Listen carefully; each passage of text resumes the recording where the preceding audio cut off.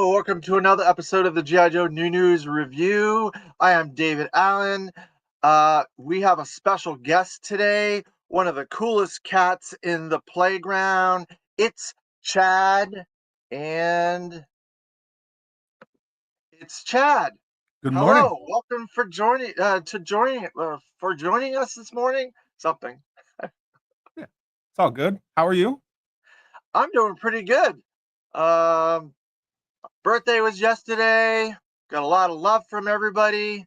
It's fun. Had to work, but my work gave me a nice birthday card with a nothing but cake for a birthday cake, and it was very nice. I was very surprised that my work did that. And I got some cool presents and things, and so far it's been a really cool weekend, and now I get to talk with you for my birthday weekend, so that's even better. Well, happy birthday. Thank you very much. I'm glad it was good. Yeah. I want to say to you, first off and foremost, to you and your wife, thank you for your service to this great nation that we both inhabit. And I appreciate all the service that you've done over the years. Well, I appreciate that very much. Thank you. Um, so, um, my format here is I cover a couple of current events, and then I show off a few items that might have come in over the last week or so uh, to the fans, and then we can get into talking to you about some of your past and cool things that you've done with your life. Does Cool. that sound okay? Sounds great. All right. So one of the cool things that has been going on recently is that Skybound has been doing a phenomenal job on the comic book front, and the omnibuses came in and they have been wonderful. So I got my latest batch of comics from Skybound, issue 113, with a cool Jinx cover on there.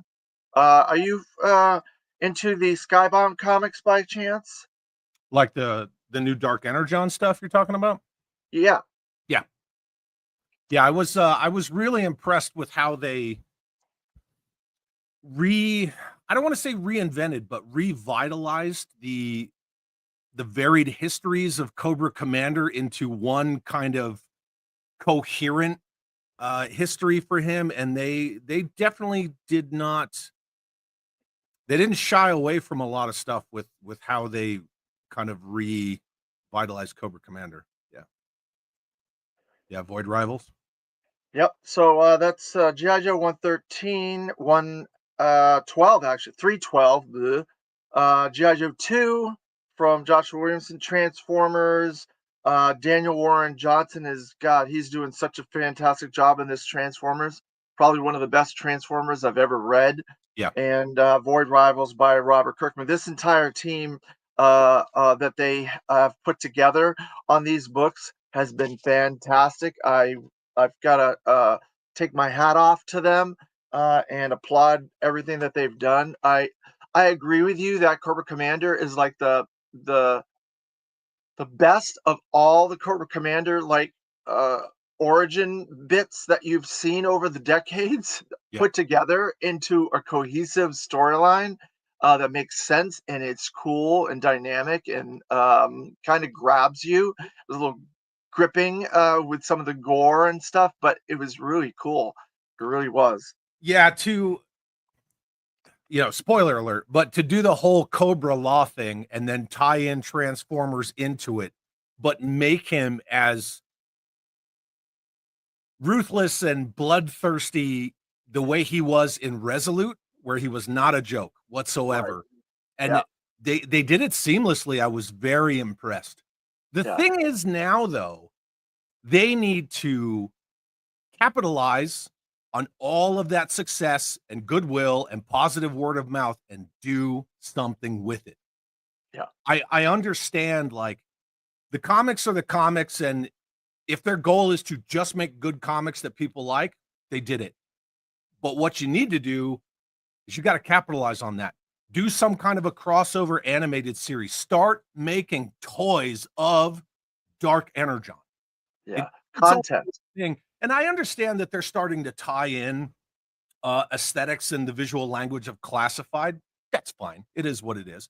But if it's going to be Joe and Transformers, a classified scale, a 112 scale with, say, a masterpiece Transformers, those scales don't match.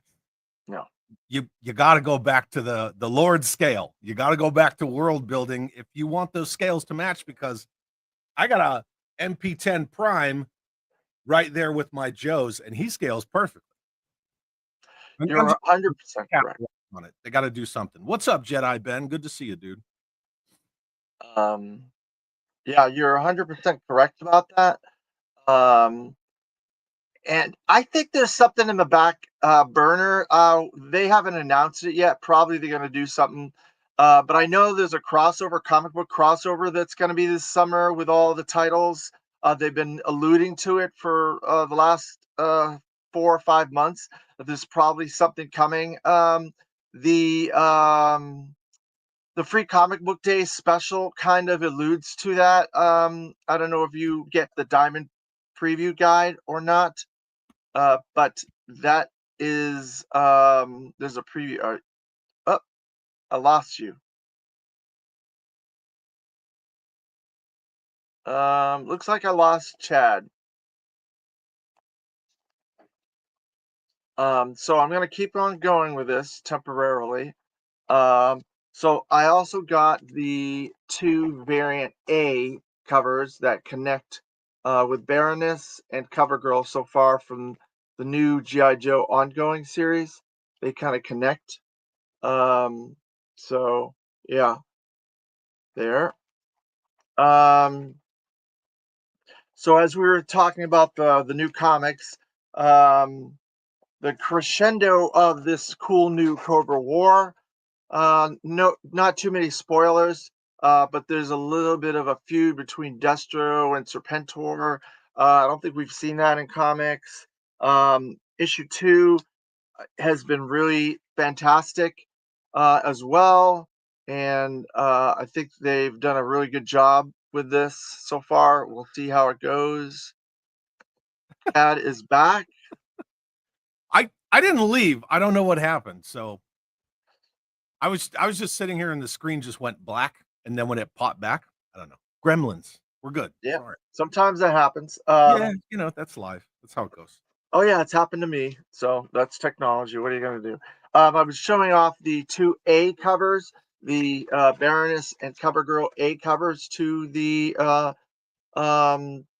current series. They kind of connect into uh, like a lithograph type of thing with all the connectivity and stuff like that.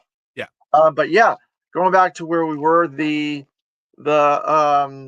I believe they've got something in the pipe line. There's the free comic book day special that has been in Diamond previews. They've showed it off. They've alluded to some sort of a crossover coming this summer. So I'm guessing during probably Yojo June, they're gonna probably show that off, and we'll see what happens. But you never know. And I think there is some synergy, like you said, with the toys, the Nemesis Enforcer, and a couple of the visuals on a couple other characters that are coming down the line. You know, there's going to be a Mercer figure coming down the line. That's just common knowledge that that Mercer figure is going to be coming out. Yeah. But to Do the do Dark like Energon version of Baroness. Let's yeah, see that. well, yeah, the good Baroness, the Risk, Viper or Vipra or whatever her name is, Viper, Yeah. those type of things. Duke with long hair. So we should get some of that stuff because they did do the game crossover, the game kind of crossover that didn't work very well, and they did the movie cross. So the Hasbro does want to be part of the media that's going on, and they're funding this whole Skybound. They're very heavily involved in the Skybound comics, so they're part of that. So we'll see I what think happens. But they need consistency. Consistency in their output and then consistency in their message because um Emily flat out said she was glad there was no dedicated media to GI Joe. at So that point, so which is it? You know, I I don't know.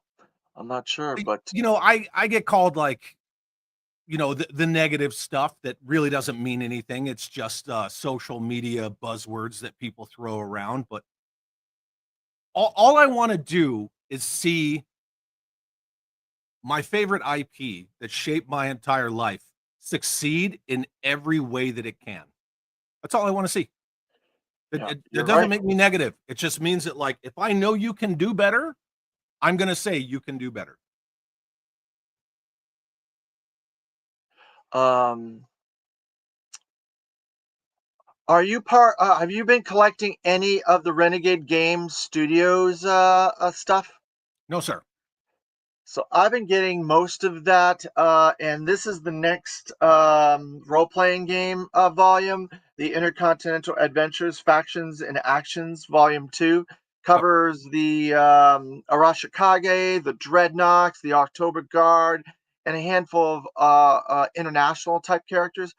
And I think Renegades has done a phenomenal job incorporating the entire lore of GI Joe. yeah. There's been all kinds of fun stuff. They've included Bongo the Balloon Bear. They've included variants of different characters from like Sigma Six, and all kinds of stuff from animation, movies, comics, you name it, into their continuity of the games. And they've done a really good job. It saddens me that I don't have people here that I can play with in Florida. I'm in Florida, and so I wish I had more people. I have a couple of friends that want to, but they're far away from me, stuff like that. So whenever I go to like Assembly Required, I play the games there with a bunch of different people, and it's fun. And I wish there was more people here in Florida that could play and we could get together. But they've done a really good job with Renegade. We're smart to give them the IP for that because they've done an excellent job. So if so, then we're going to go on to a couple of current events that have been going on recently. Are you familiar with Aaron Dietrich by chance? Yeah.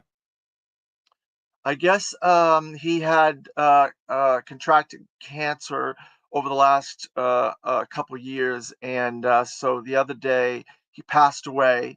So I want to wish his family my deepest condolences.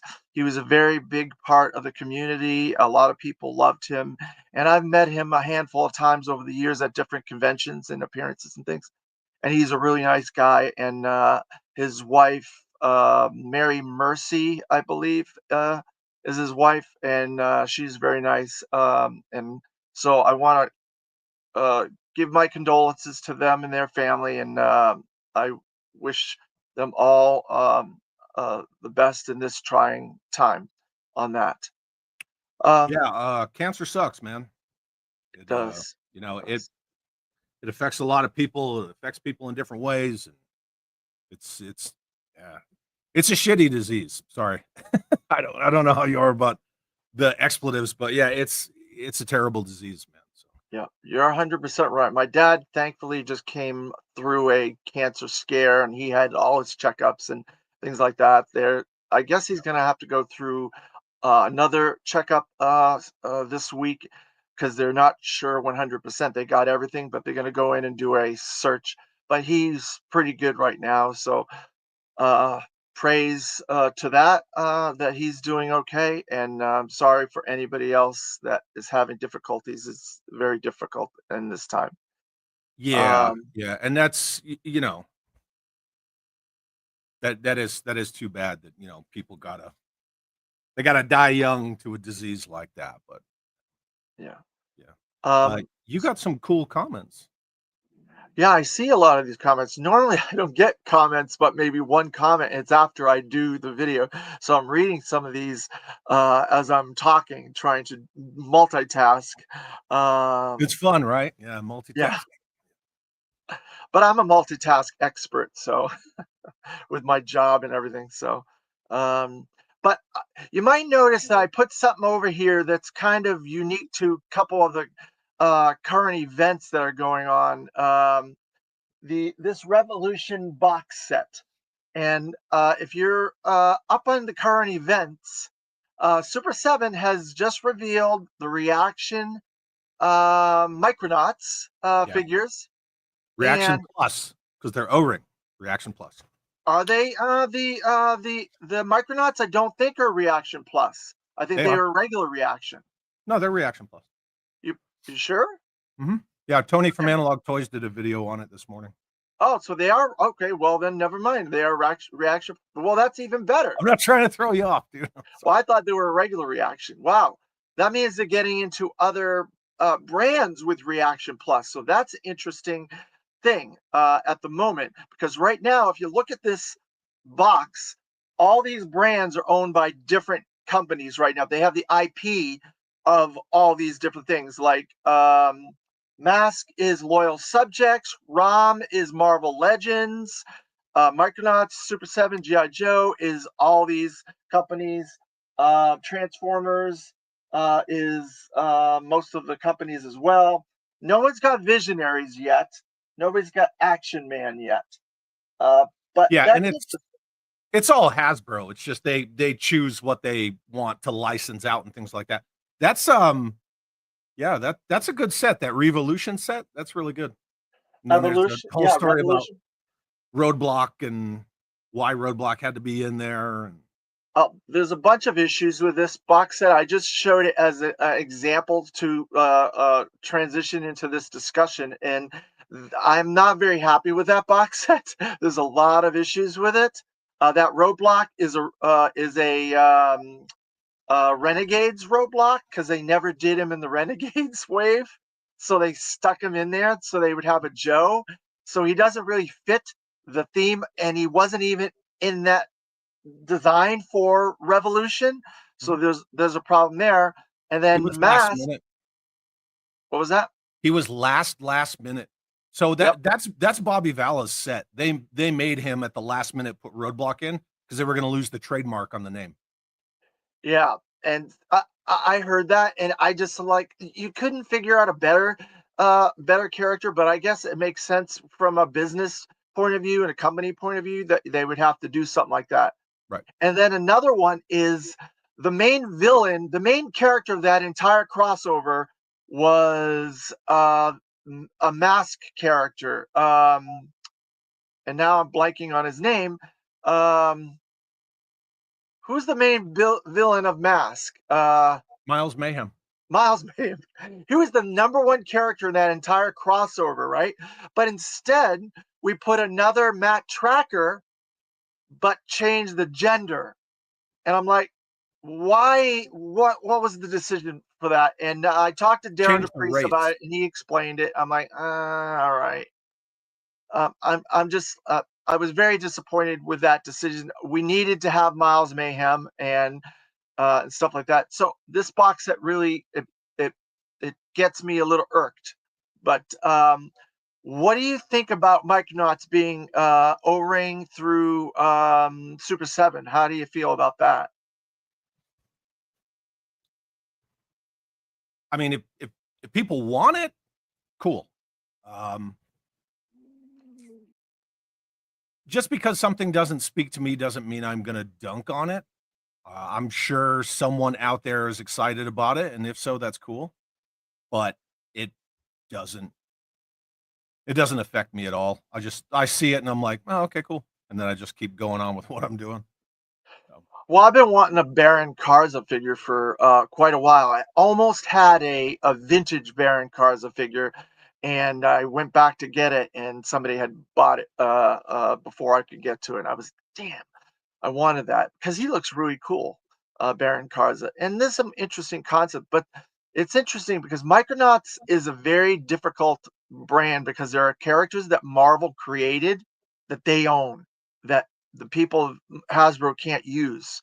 And then there's characters that Hasbro owns that Marvel can't use. So that's why Bug went into the Guardians of the Galaxy, and you've never seen him with the Micronauts ever again because he's a Marvel character.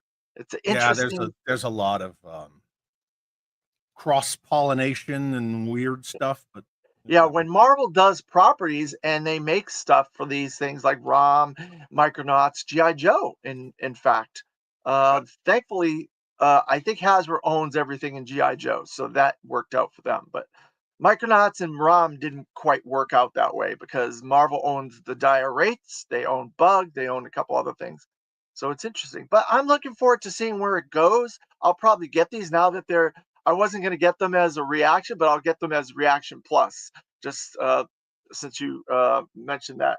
So I think they're really cool. And what do you think about the Ramar and the Fatal Fluffies O-Ring Plus and the new Duke and Serpentor?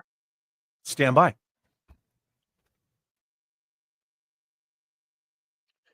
I think they've finally gotten to where the fans want with O-Ring Plus, these deep cuts that we've never gotten.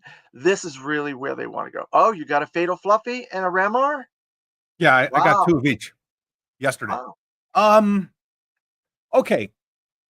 This guy, pretty cool. My chief argument about Wave 1 was that they're very Leonard the Core. And I have Steve the intern right here, and he's Leonard the Core, right? Yeah. Very barrel chested with super skinny legs with like almost nothing going on the legs. And that is how the Reaction Plus Joes are.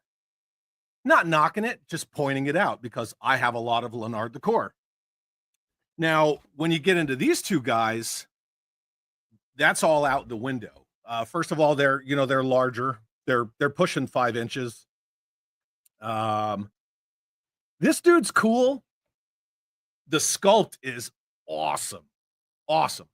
But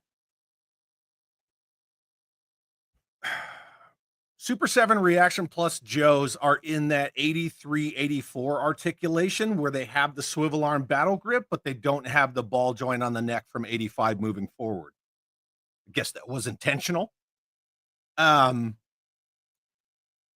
of my arguments has always been, why are you going backwards with articulation? I understand the construction. The construction's great. That's fine. But there are so many independent companies right now doing O-ring construction with, wrist swivel and, thigh swivel and all sorts of added articulation. Don't go backwards because that's it too far into the nostalgia dumpster. But the Fatal Fluffy and Ramar, their heads barely turn because of all the stuff that's, sculpted into them. Either way, he looks amazing. It's kind of hard to do it without the glare, but he looks amazing.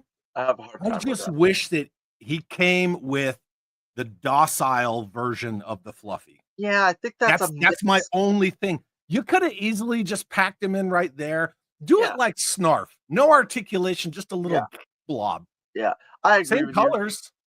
Yeah, I think that was a miss. I agree with you there. Yeah, I'll be getting them. I've gotten all of them so far. I'm right there with you on the legs in that first wave because I could tell by when they did the mothership and they showed off those Vipers that the articulation wasn't exactly correct, and I was hoping that they were gonna do a correction on that when they came out with the actual figures, and they didn't with Wave 1. Yeah. But Serpentor and Duke look a little bit better. Yeah, and a lot of it's going to be an individual results may vary kind of a thing. Just because, I only got a few of them. I got the Battle Android Trooper. I got the Commander because it's the Commander. I just left him carded. I didn't even bother opening him. The Battle Android Trooper is right. You can see him right there. And I wanted to put my hands on him just so if I'm going to have an opinion, I want it to be an informed opinion. And then I got the twins because, whatever. They're in that cool mirror package. It got me. I'm not going to be that kind of a hypocrite, but yeah, I saw it. I got them and they're just still carded. Ramar, I don't know how much Ramar kind of wows me. The Fatal Fluffy, I got to say, when you actually hold that figure, you're like, this thing's not only is it chunky, but they did a great job on sculpting him. Raymar to me just seems like I don't want to say phoned in, but he comes with nothing. Nothing. And I Yeah, understand, right. when he fights Duke, it's pretty much all about his meat hooks, but give him an axe or something. Just anything for 25 bucks. So it is higher pricing than the $20 then. Well, Uh yeah, because they're bigger. I get it. I almost expected it.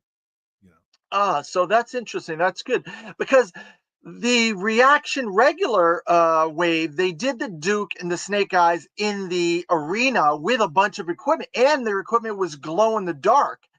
The regular reaction. So I don't understand why they couldn't have used some of that equipment with Ramar because he's in the arena with them. And it just some of these decisions maybe for pricing, maybe to keep the cost at a certain point, like you mentioned. Yeah, but I'm sure, pardon me, I'm sure at some point Super 7 made a reaction figure with an axe. I'm sure they have an axe sitting around somewhere that they could just tuck it in there. Yeah. Shane from Same Time Toys says a couple of headbands would have been cool. Their little mind control headbands. Well, Duke got one. The Duke figure has one. So why didn't Raymar's Ramar? wearing his. He's wearing it. Oh, he's wearing it. Okay. Yeah, I mean it's again with the glare, right? But yeah, Yeah, yeah. it's on him. I Oh, don't have good. him Well, loose yet, so I can't do the whole, hold him up behind your hand trick. yeah, I But understand. This wasn't some sort of deep dive I was trying to. I just wanted to cover a couple current events because this is yeah, yeah. about it's about you. I just wanted to get a few things out of the way. So, well, that's Everybody interesting. knows me. It's all good. Um, so let's go into a little bit back in time. What was it about the GI Joe brand as a child that excited you, grabbed you? Why is it so important to you from your youth? Wow. Okay, so pardon me. We'll go all the way back to 1982. I was, I guess, like every other kid at the time, I was playing with Star Wars. I had gotten like the 81 Master stuff. It was, okay. I wasn't against it, but to me, like the scale, the construction, and all that stuff, it was a little outside of what I liked, I guess. But it was cool. The Empire wave had already come and gone. You're in that weird phase, like post Empire, pre Jedi. And then I remember walking into this small local mom and pop toy store in Florida, in Vero Beach. Oh, you were in Florida. Yeah. So when I was growing up, my father was in Brooklyn, my mother was in Vero Beach, and I would kind of go back and forth. So anyway, um, I remember walking in this toy store, and there was a whole massive end cap of just Joes, right? The exploding background, the black card, the red, white, and blue. And I saw Flash, and there's just something about Flash still to this day that the OD green, the pads, it's military, but it's sci-fi, it's future forward. It just drew me in. Like immediately, it was like a gravitational force just pulled me in. I got Flash. Um, I know Flash was my first Joe, and then I can't really say, oh, and then this, that, and the other thing, but there was just something about it where it was so imaginative, but at the same time, it's grounded. So you've got this very military based line. You've got the world building, but then you've got this random sleeveless ninja and all white. You've got a dude with a metal head, talking more Destro, but Destro it was was my it was first just figure. say again. Destro was my first figure. there was just something about it where you could get a vehicle and you could get a towable. And if you couldn't afford this larger vehicle, you could get a smaller one. Can't afford a whale? Here's a devilfish. Can't afford a Mobat? Here's a Vamp. Can't afford a Vamp? Here's a Ram. Everything about the line, it spoke to me, man. Like, it grabbed me immediately and it never let me go. It never let me go. After that, I still got the Jedi Star Wars stuff. I got some Power of the Force stuff later, which I wish I held on to. But Masters of the Universe, it just dumped off. It just went off the cliff as soon as I got in with G.I. Joe. And then I had the Transformers. I had the GoBots before the Transformers. I had the Mask. And So I you did were the whole 80s. toy box thing, right? Where I played with everything that was in my toy box. But Joe was my first girlfriend. Joe will be my last girlfriend. Everything about it. The comics, I was very much toys and comics long before the cartoon, like a lot of people were. And then when the Sunbow stuff came out, it was cool to see them, moving and hearing voices that I never really associated in my head when I would read the comics. But ever since then, Chris Latta's voice is all I hear when I read the comics. But yeah, I don't know. It just What? is, it just is. And it shaped my whole life being a kid growing up in the early 80s, the whole, I don't want to say Reaganomics so much because when you're a child, you don't necessarily care about economics. But when we were kids in the early 80s, Ronald Reagan was the only one that was going to save us from the commies, right? That was it. And then the way that Joe kind of paralleled current events, but did it in such a unique, dramatic, and interesting way. So you had the October Guard. They were the Soviet Union's answer to the GI Joes. And they weren't necessarily enemies, but they weren't friends. I guess they were the original frenemies. Yeah. I just loved it. I loved everything about it. You had influences from every walk of pop culture. You had, Star Wars influenced Joe, just like Joe held off the return of Star Wars in that, 94, 95 time frame, even though Hasbro had already bought Kenner, which is weird. But with the Dreadnoks, you got the Mad Max influence. Oh yeah. And everything about it. It completely shaped my whole life. And I knew as a kid playing with this toy line, like I was going to grow up and I was going to serve my country. And that's exactly what I did. And that's what you transitioned into my next question. The inspiration of G.I. Joe, did that impact you going into the service and the type of service that you wanted to do Oh, yeah. once you got into the military? Yeah. Yeah, absolutely. So when I first joined the Army, I joined the Army in 1993, which was not right out of high school, but I graduated high school in 1991 early. Because here in New Mexico, you don't need as many credits to graduate as you do on the East Coast. So Ah, anyway, that's a different story for not another time because it's not interesting. But I graduated high school. I went to college. I got my EMT intermediate. Then I joined the Army as a combat medic.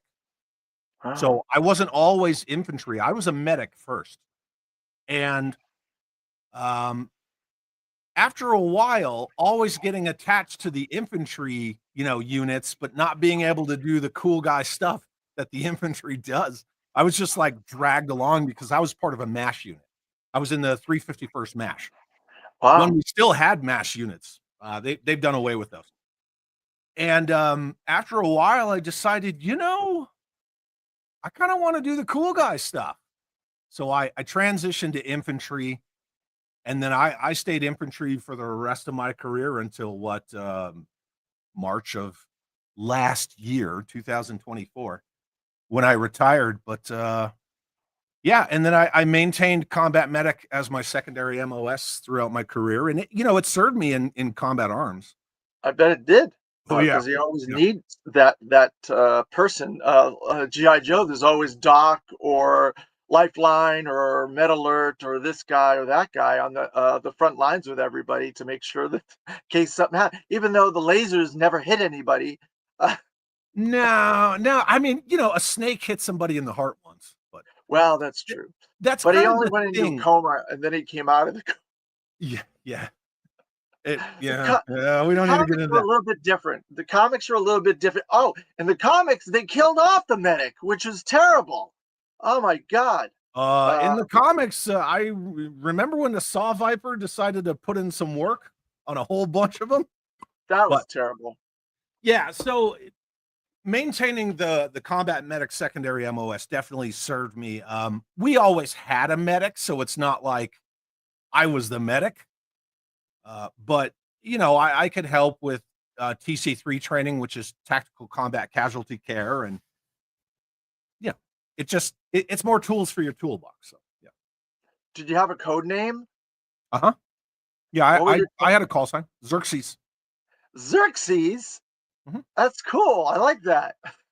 Yeah, it's still on my body armor. In fact, Matt LaCroix, Strike Force Alpha, he made a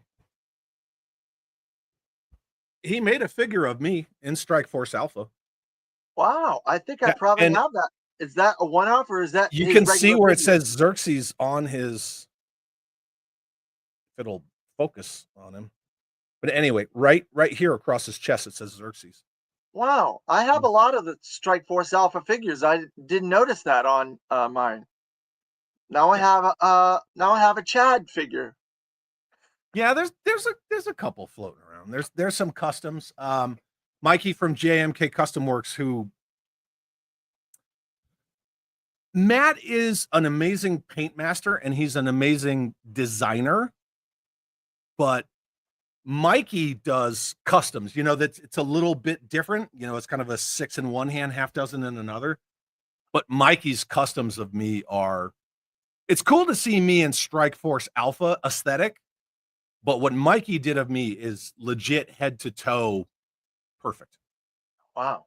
One of these days you'll have to show that. I'm sure you've showed it off, but I would like to see it sometime just to look at it. We've met in person a few times over the years, yourself and I. Oh, wow. That's really nice. That's pretty decent. He should be a Oh, camera. professional toy maker. Oh yeah, he got the tattoos and everything, the headset. Wow. That is straight up my rifle. M4 Huh. with an ACOG and a PEC 15, like he killed it. Wow, that's phenomenal. Yeah. Great job. I'm sorry, you were saying? Where was I saying? We met in So person? what was it? Oh yeah, we've met in person a few times over the years at different cons and stuff like that. And you're always a really fun guy, and I like to hang out with you and stuff like that because you don't take yourself too seriously. You do certain things, but most time when you're in the community, you're having fun, you're enjoying yourself and stuff like that. Oh yeah. Um, did you have that in the service? Did you keep that kind of personality in the service because you're in a serious role, you're in serious situations, but like the cartoon, like the toys and stuff, they had to have some sort of a like levity amongst themselves.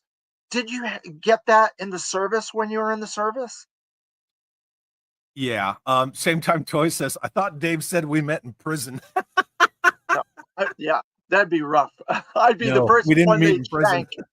shank. You don't want to meet me in prison, right? Anyway, No. um, yeah, because there's it's a cultural thing, right? There's just this culture around the military.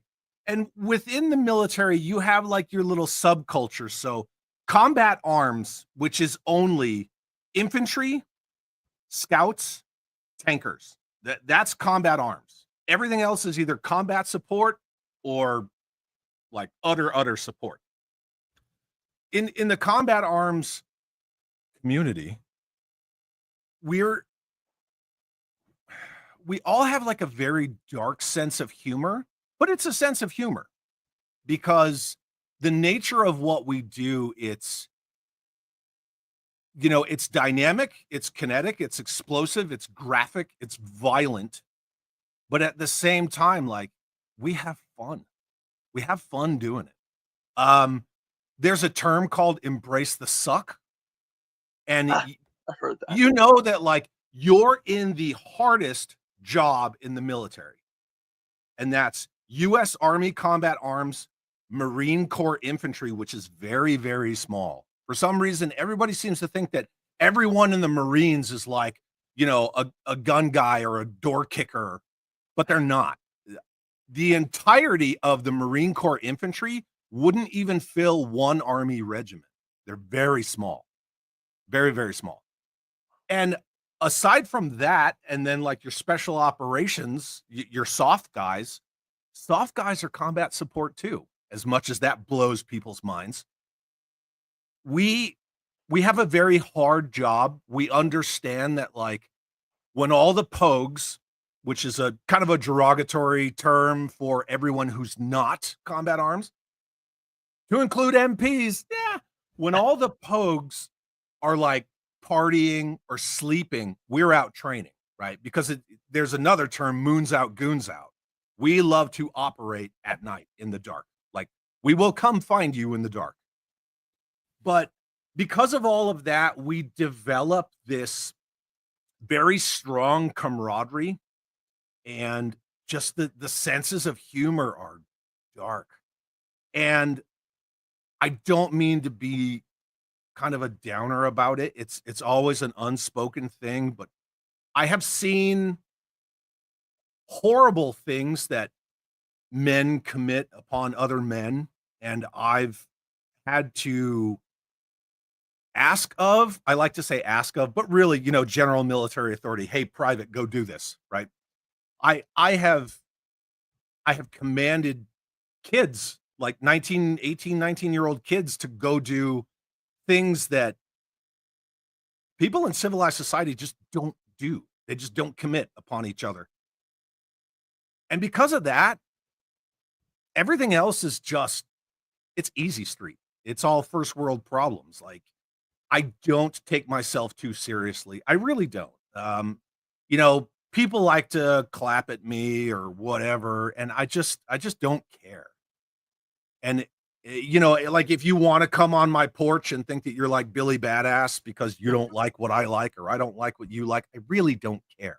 They're dollies. They're little. I call them dollies as a joke because, like, why would you argue about toys? It's supposed to be a source of enjoyment. Like, if you want to argue about something, I'm not going to argue you about toys. I'm going to argue you about you're an idiot. Big difference, right? Yeah. I don't Your care if you like personality rock can lords. your personality can show your divisiveness, but toys are toys, regardless if you like Yeah, what toy or don't like what yeah. toy. They're toys. But again, It's all of that it kind of mixes into the fact that, like, unless I'm taking incoming fire, unless my house is burning down, I really don't sweat the small stuff, and I don't like to hurry. I just I just I am. That's it. So I can tell that by you. That's true. I can the times that we've met, I can tell that. Um, so yeah, did your fellow brothers in arms, did they know you were a GI Joe fan, a GI Joe collector? oh yeah. Yeah. So in my office, that's where I've always traditionally kept my 1/12 scale toys. I know the misconception is that I don't have 1/12 scale toys. I just don't have them in here. I do have 1/12 scale stuff. So, I have like framed signed comics in my office and dollies on the shelf and a big GI Joe flag hanging in my office.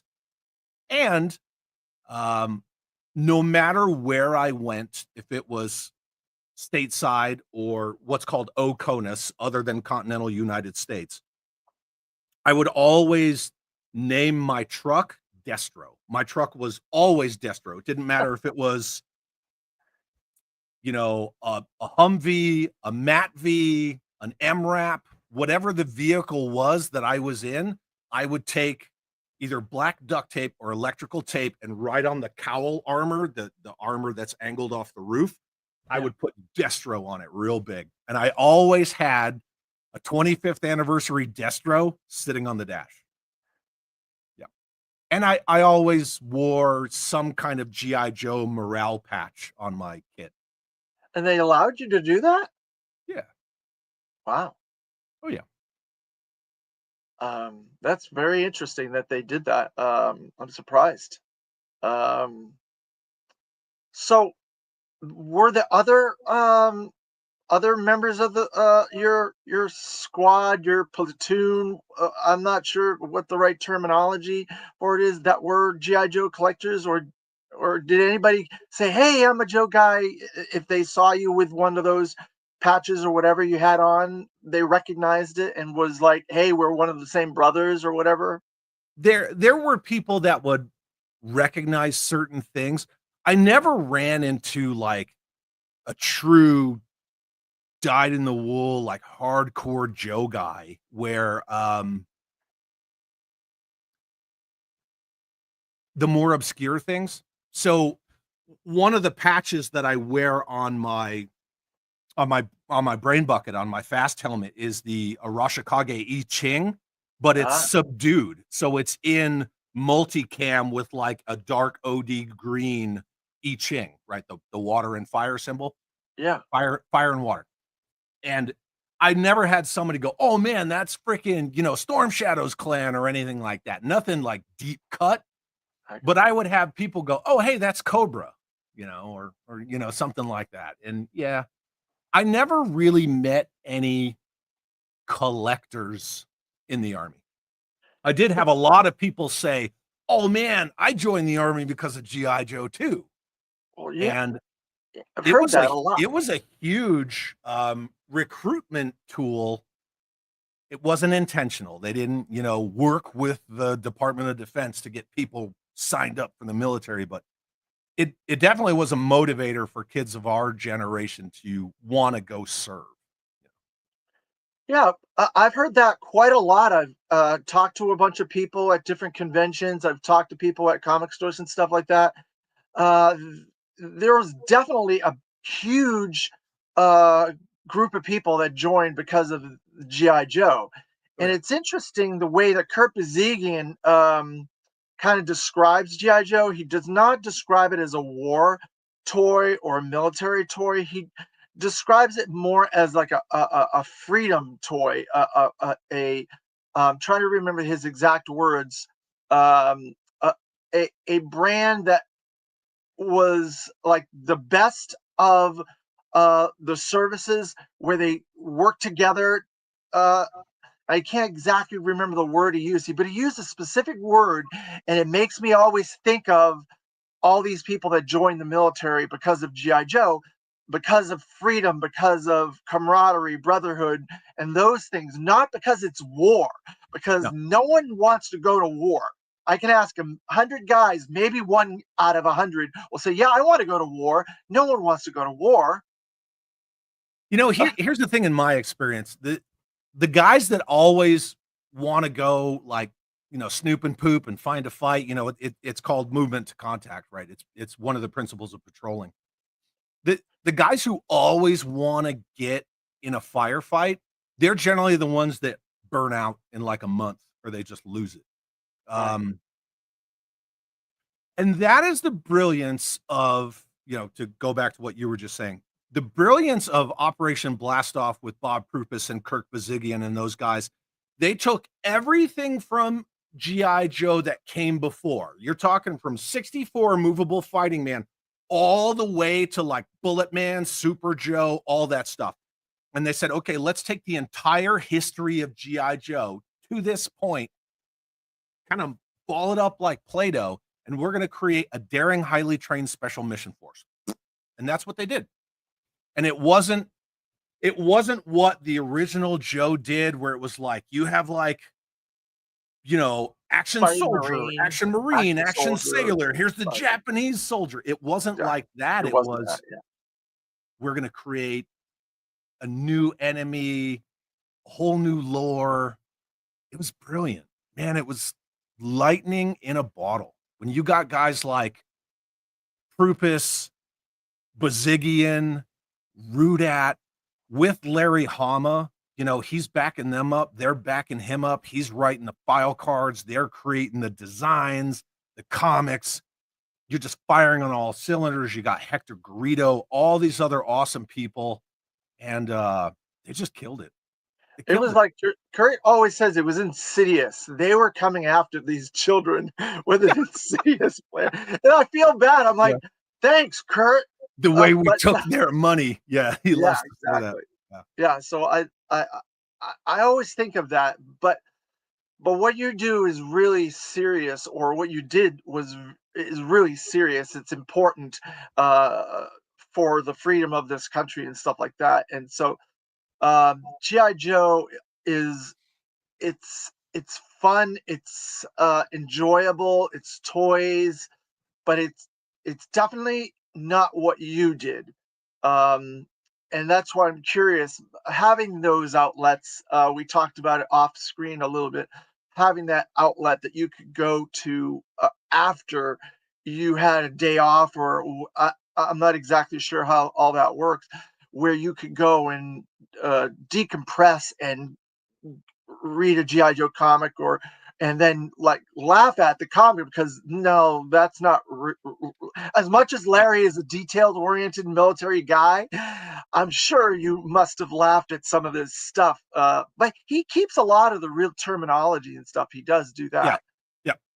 But Yeah, he does. did you have to do things like that on your day off and stuff like that?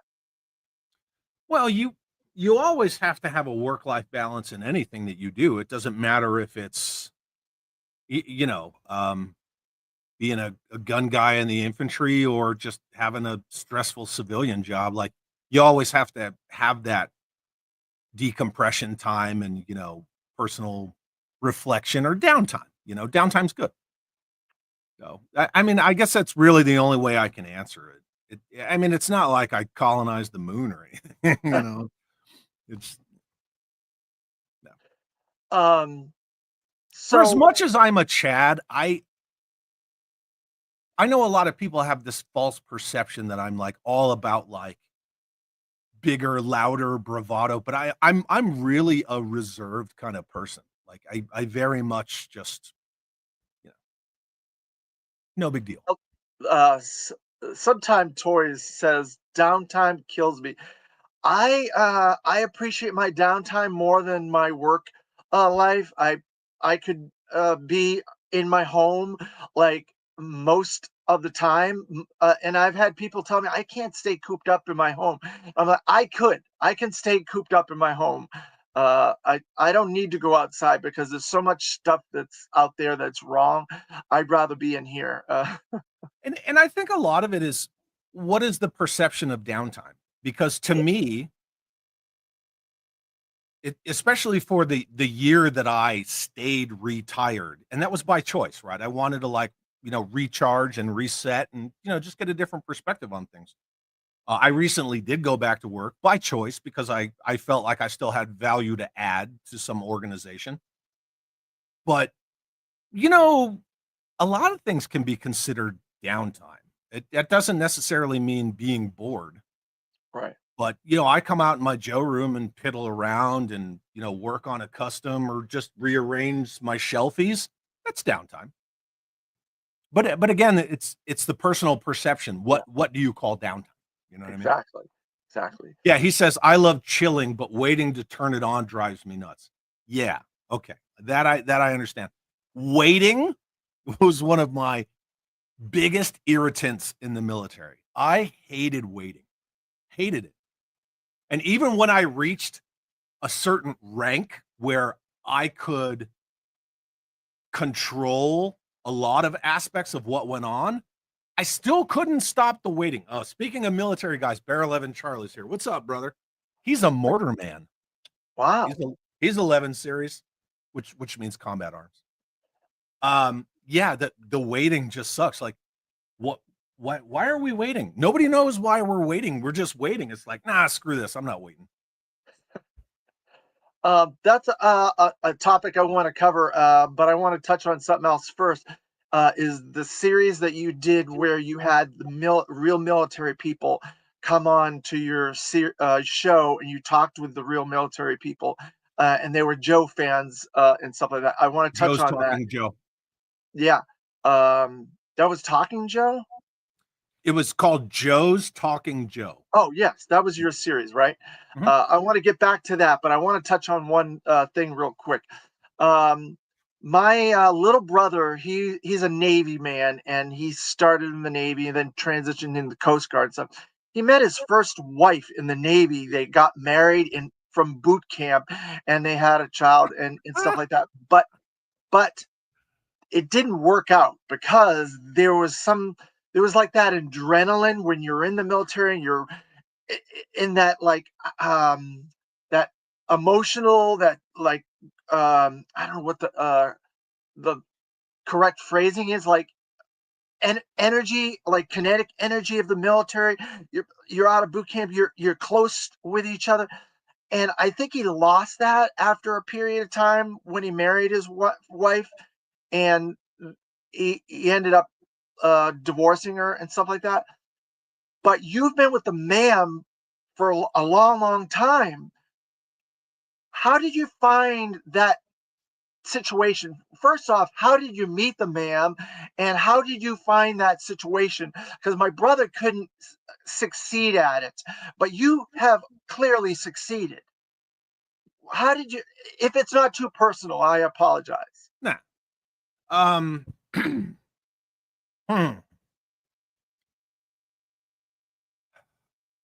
I mean, a lot of relationship stuff is, you got to click. You got to click on a lot of different levels. There's the personal, there's the private, there's the professional, there's all that stuff.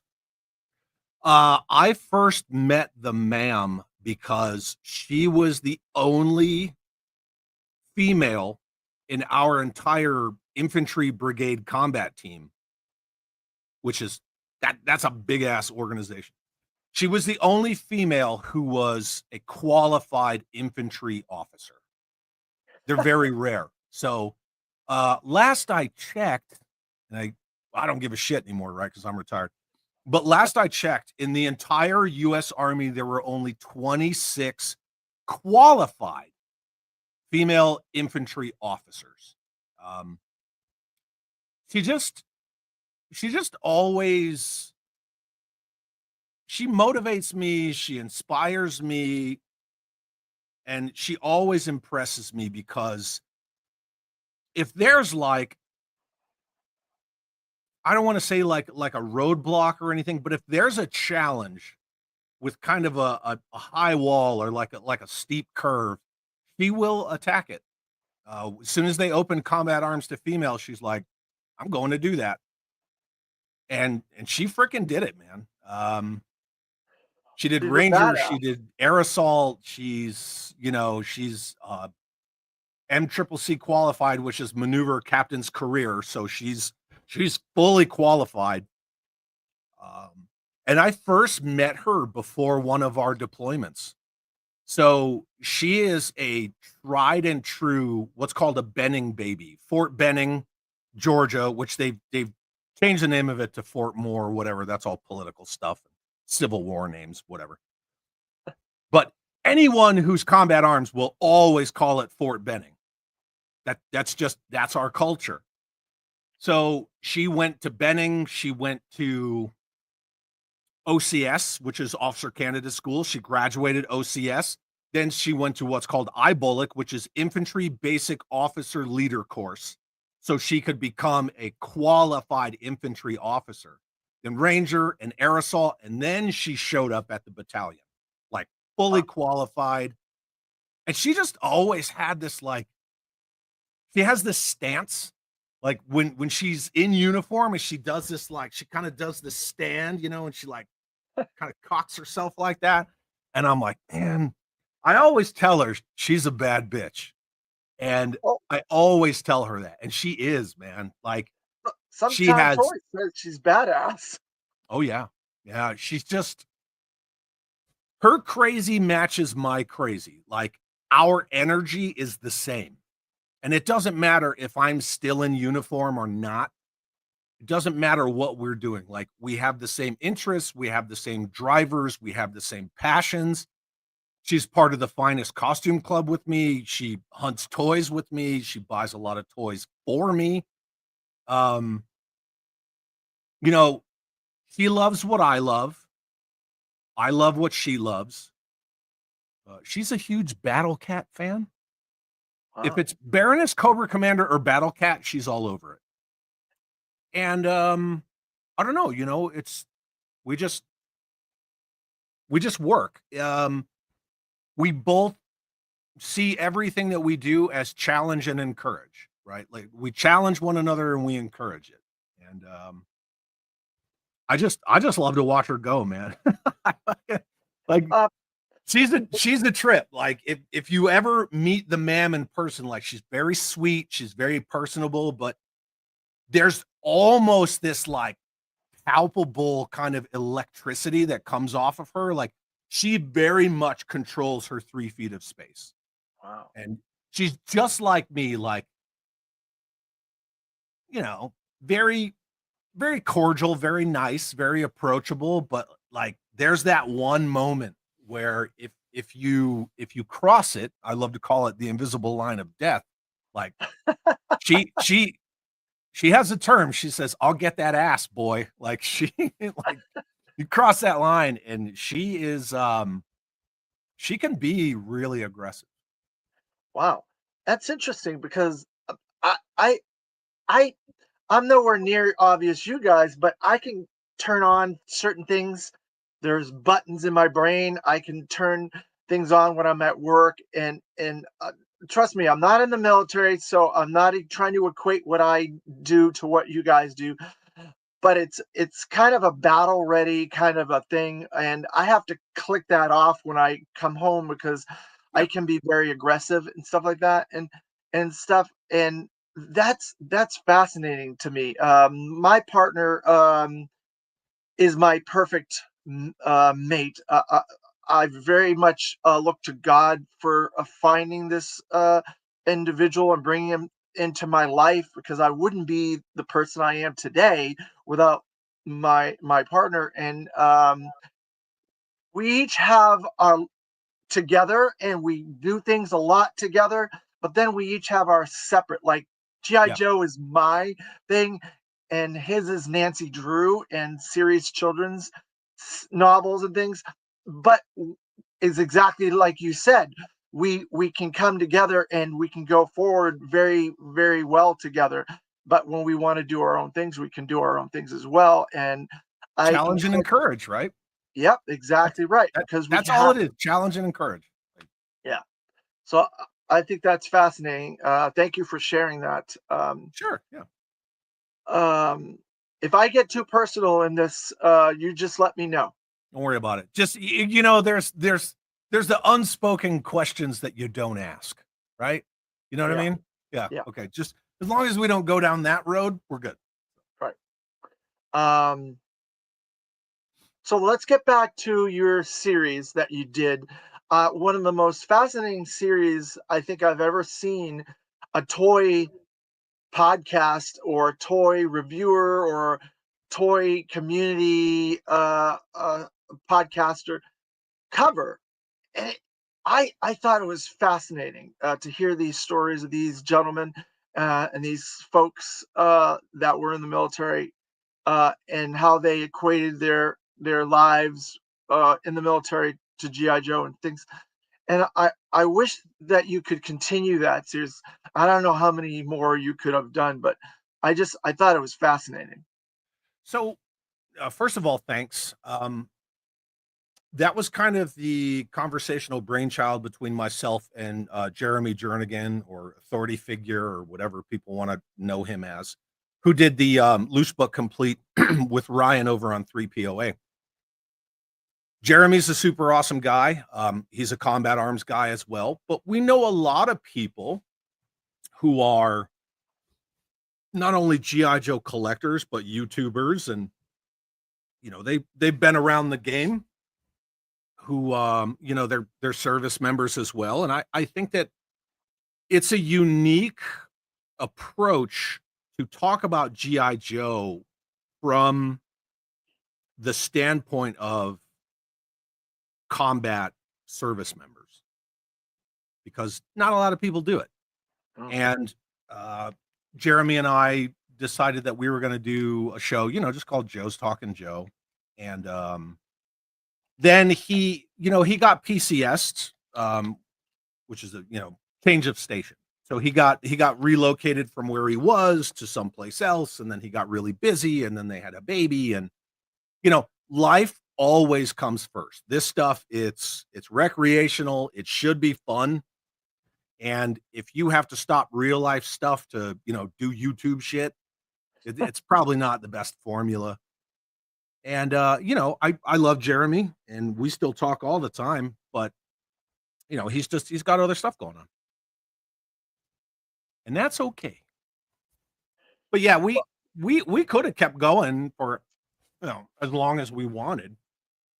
It just is what it is. Well, you and I've talked, I don't know, we probably talk more offline than we have in person.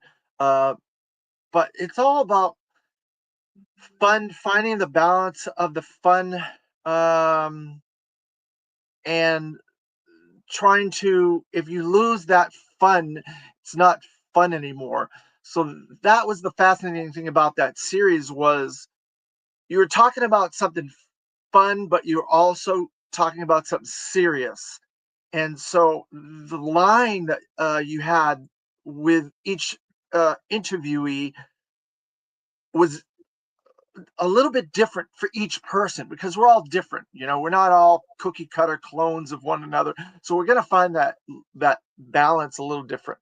So that I found that really interesting. And it made me look at myself a little bit differently as well, that I'm not the same as the next guy. So I'm not going to find that balance the same as the next guy. So I stopped trying to look at people and be those people. And now I've realized I've just got to be myself. One of the things that I've taken from Carson Metaxas, he was my second interview that I did kind of in this format. It was on Facebook at that point, but it was like this. And he said, David, you got to find your lane, and you got to stick with your lane, and you got to know when you can go into another lane or this or that and cross. And that was the most fascinating thing that stuck with me. And I've used that term, that phrase, that idea now since then going forward, because what I do is not the same as what you do. It's not the same with Full Force or What's on Joe Mind or Talking Joe or a Toy Kind of Mood or any of this other stuff. It's my lane. I'm in my own lane. Yeah, we're using similar tools. We love the same stuff, but it's my lane and stuff like that. And I love how your lane is so unique to you. You think so? I appreciate that. I don't know. Yeah, the stay in your lane thing, that's definitely, that is a military mindset. It's a military term. And Carson's dad, like in the frickin' special operations world, his dad is well known. I've done some cross training with 10th Group out of Colorado and 3rd Group, and I remember mentioning Colonel Metaxas to somebody, and they were like, "Yeah, oh yeah, I know that name." Like his dad is well known, as is his brother, which a lot of people don't know. Yeah, Carson's a great guy. I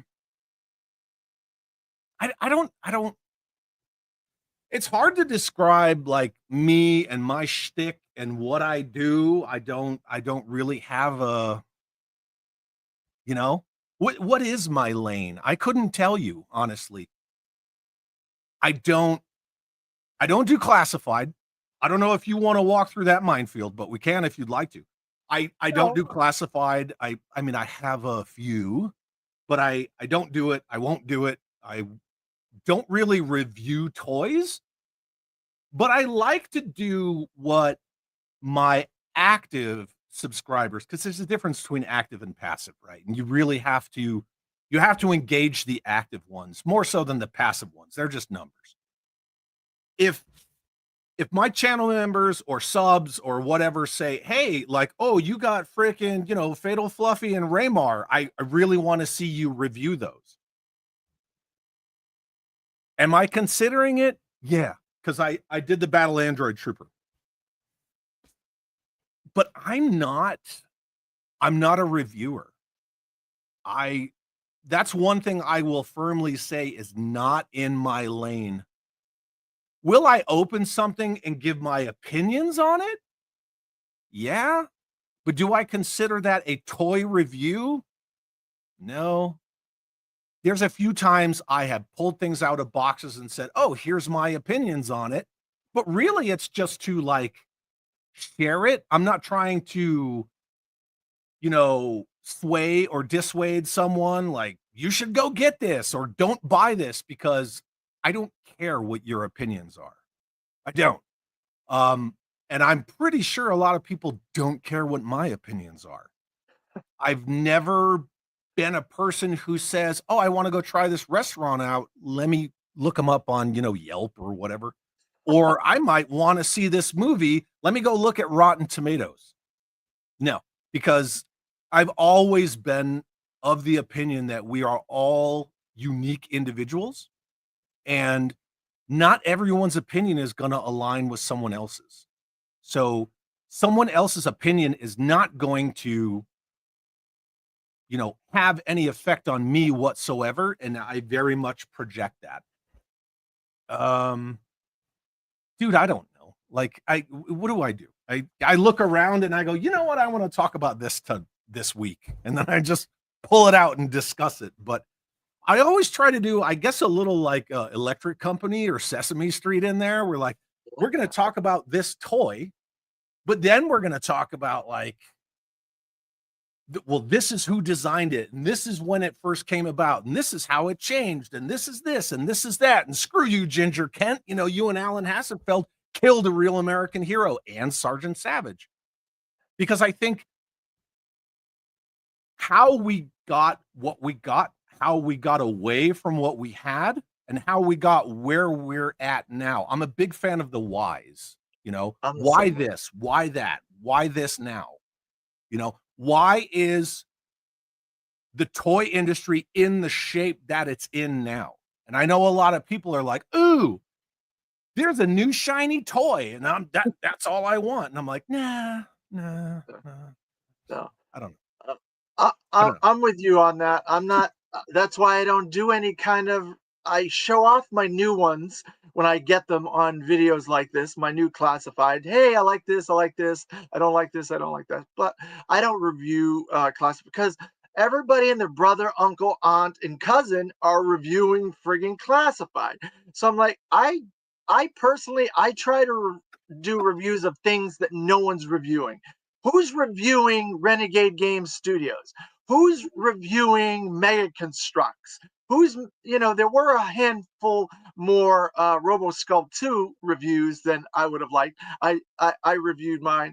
That's what I do out of the box stuff that no one's doing because Yeah. I like it and I think people should know about it. Now, I did talk about the RoboSkull Mark II. I tried to make it a little more. This is Skeletron's version, and here's Palitoy's version, right? It was a little more of a Comparison. This is how we went from this to this, and it's an homage rather than like, I don't know. I probably failed at that. I don't. No, you didn't fail. See, that's the thing about this sort of stuff. If if it's something that you like and you want to showcase and you want to talk about it, and people reacted and Yeah. commented back towards you, then you succeeded because that's all you have to do. You know? Yeah. No, and I like to say that, I just turn on a camera and go, which for the most part is true. I have only done 2 videos ever out of, my whatever hundreds of videos that I actually had a script that I read. And that's because both of those were very like one of them was The Hiss Is Not a Tank. I used a script for a lot of that because I'm talking about very specific things. And as far as like, I mean, the millimeters on the main guns and all that stuff, I know that in my head, but certain nomenclatures, I wanted to get those right for kind of driving home that point. I used a script for that one, and I used a script for one other, but everything else is either right out of my memory, which I'll be honest, my memory's not the best these days. I do tend to stop a lot, which I've candidly discussed at length previously. I may use like 1 or 2 notes, and when I mean 1 or 2 notes, I'm old school. Like I will write like 2 things down on a piece of paper, and exactly everything else is just whatever. It's either from my knowledge, which again, we're all enthusiasts. No one is an expert.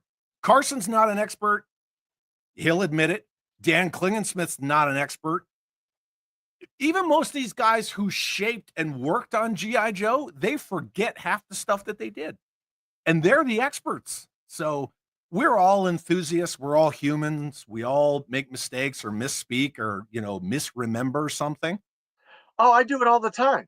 Yeah, who I doesn't? did I did a video that I posted from the fan club the other day about my first toys. Like I said, I got Destro, and I said I got the Vamp helicopter, and I was like, wait a minute. I rewatched it when I posted. That's not the Vamp. That was the Fang helicopter. What did Yeah. I say there? And I catch myself when I make boo boos. I'm like, Yeah, and we all do that. That's just like the weird little faux pas. I recorded hey, spoiler alert. I recorded the Rookie of the Year toy YouTuber um section for Nerdzoic and his, he does the toy awards, oh, the nerdy awards. And I recorded that category because in 2024, I won 2023's Rookie of the Year award, even though I didn't meet either of the criteria. They didn't care, but I didn't meet either one of them. wow. Yeah, because it's like less than so many subs and been a channel for less than this. And I was like, I have more subs than that, and I've been a channel longer. He's like, I don't care. So anyway, the point is, I presented that category for this year. I recorded it. They've yet to air it.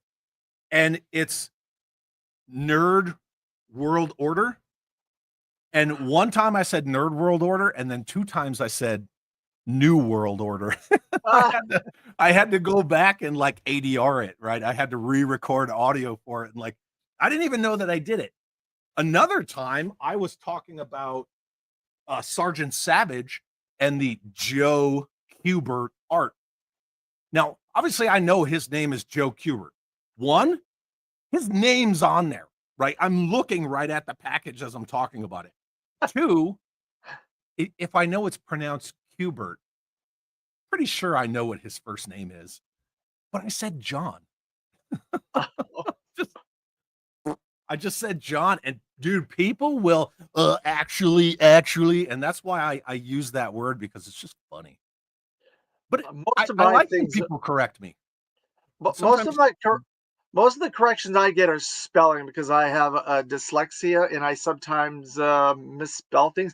I can read and I can spell and I can write sentences and stuff. It's just when you're in the middle and you're not training yourself to stop and make sure you get the right thing, you can just go with the sound.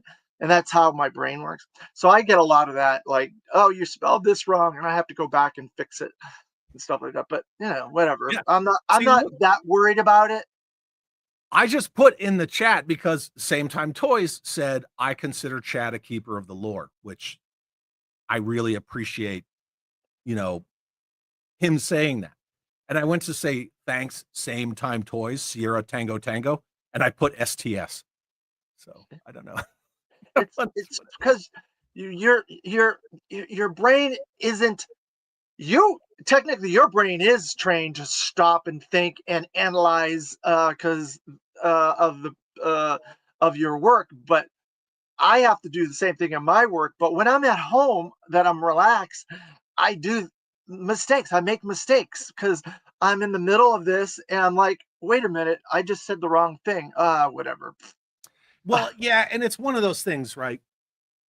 My civilian education, which I don't ever really talk about, a lot of the stuff that that I was taught and that I wrote papers about is all about attention.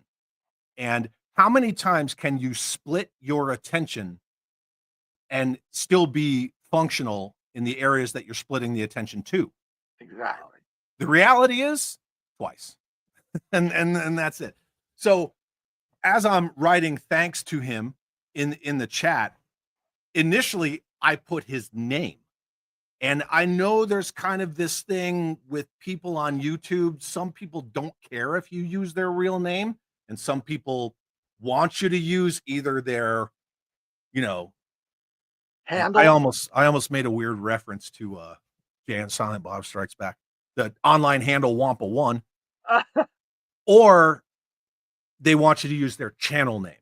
And so initially I wrote his name and then I hit backspace, and then I screwed it up because I was splitting my attention and then I was hurrying. Oops. So, yeah. But that's the thing though. Look at how many things I'm doing currently at the moment. And the ability to make a mistake is very easy. I'm thinking in my head, I'm talking, I'm listening, I'm looking at the comments. Mm-hmm. That's five things right there. Yeah, I'm looking at you. You technically you're over here on the screen, but to me you're over here, right? I'm looking at you. The chat's way over here, and I'm looking back at the chat. And then every once in a while, I got to look at myself to make sure I'm not making a stupid face. Yeah. We're getting off on a weird tangent. You know who's the best at not showing how much stuff he's actually doing? When you watch him on screen, he looks effortless, but this dude is like working the whole time, and it's freaking Ryan from 3POA. Oh, that dude. Last night their stream, they had like 900 people. Holy smokes. Yeah, between YouTube and X, and that chat was just flying. And he's just chilling. Like he's in his element. Ryan is effortless with that. I don't know if I'll ever be able to get to that kind of skills. I mean, that's, I'm learning. I'm learning every time I do another video of how to do things. Like when you were showing those figures and you should see the glare, it took me a handful of videos to realize if I do it at this angle, I don't get the glare. So yeah, that's why you got to keep this is fine. Yeah, that's no good. Right. Yeah, exactly. It's all about just those weird little tricks. So I'm learning stuff, and I know Dan Klingensmith and I want to do more with his channel and stuff like that. But we're getting off on me, and I don't want to get off on me. So I want to get off on you. I love Dan. I love the Toy Files. Every time Dan and I talk, and he's like, "Oh, I'm gonna this," and I'm like, "Do it." Yeah. Dan has a vast amount of knowledge. Oh yeah. And he has the relationships with those, all the people who shaped G.I. Joe, and I think that he should really pursue that. But he's a busy guy too. Yeah, he's got children and he's got a wife, and I don't have any of those, so I don't have to worry. I got both of those too. Whatever. Well, you're gonna Viper Scout said that's what she said. But you got a good balance. You're doing a pretty decent job, I think. Just don't let all this negative, just let it go, because I like this guy. I like this Chad right here. that's fun and talking about toys and having a good time. That's the Chad I like, and I don't Versus like which Chad? huh, Hmm? Hmm? the cool Chad. I call him the cool Chad. Like I said, the coolest cat in the playground. That's the Chad I like. Which is the other Chad though? Let's come on, elephant in the room. Which is the other one? I don't know, the serious Chad that gives people's opinion weight that doesn't deserve it. That Chad. Hmm. Yeah. Don't I let people own space up here Oh because no, no, no, no. it's Nobody too lives in my expensive. head. It's No. too expensive.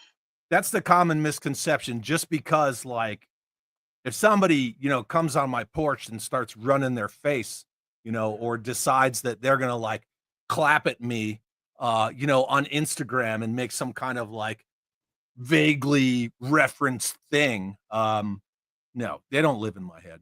They don't live in my head at all. Yeah, because Viper I Scout says angry Chad is fun too. Nine well, times out of 10, angry Chad is not necessarily angry. Like I really dialed back the car rants. One, because I would only do them if something was car rant worthy. It's not just I'm gonna go find something to, I'm gonna go yell at clouds today. well, And two, I think a lot of people missed the fact that they're generally satirical, yes. right? People are like, "Oh, why are you so mad about this, that, or the other thing?" There was only Joking. one. There was one car rant that was like dead serious, and that's the one where I got that box that was like ran over by the UPS truck. Like they friggin' ran it over. That's the one that was like, and it wasn't even about me. It's about everybody who ever gets anything in the mail from anywhere, right? Like Amazon, Etsy, eBay, freaking, you got dog treats from Chewy or whatever.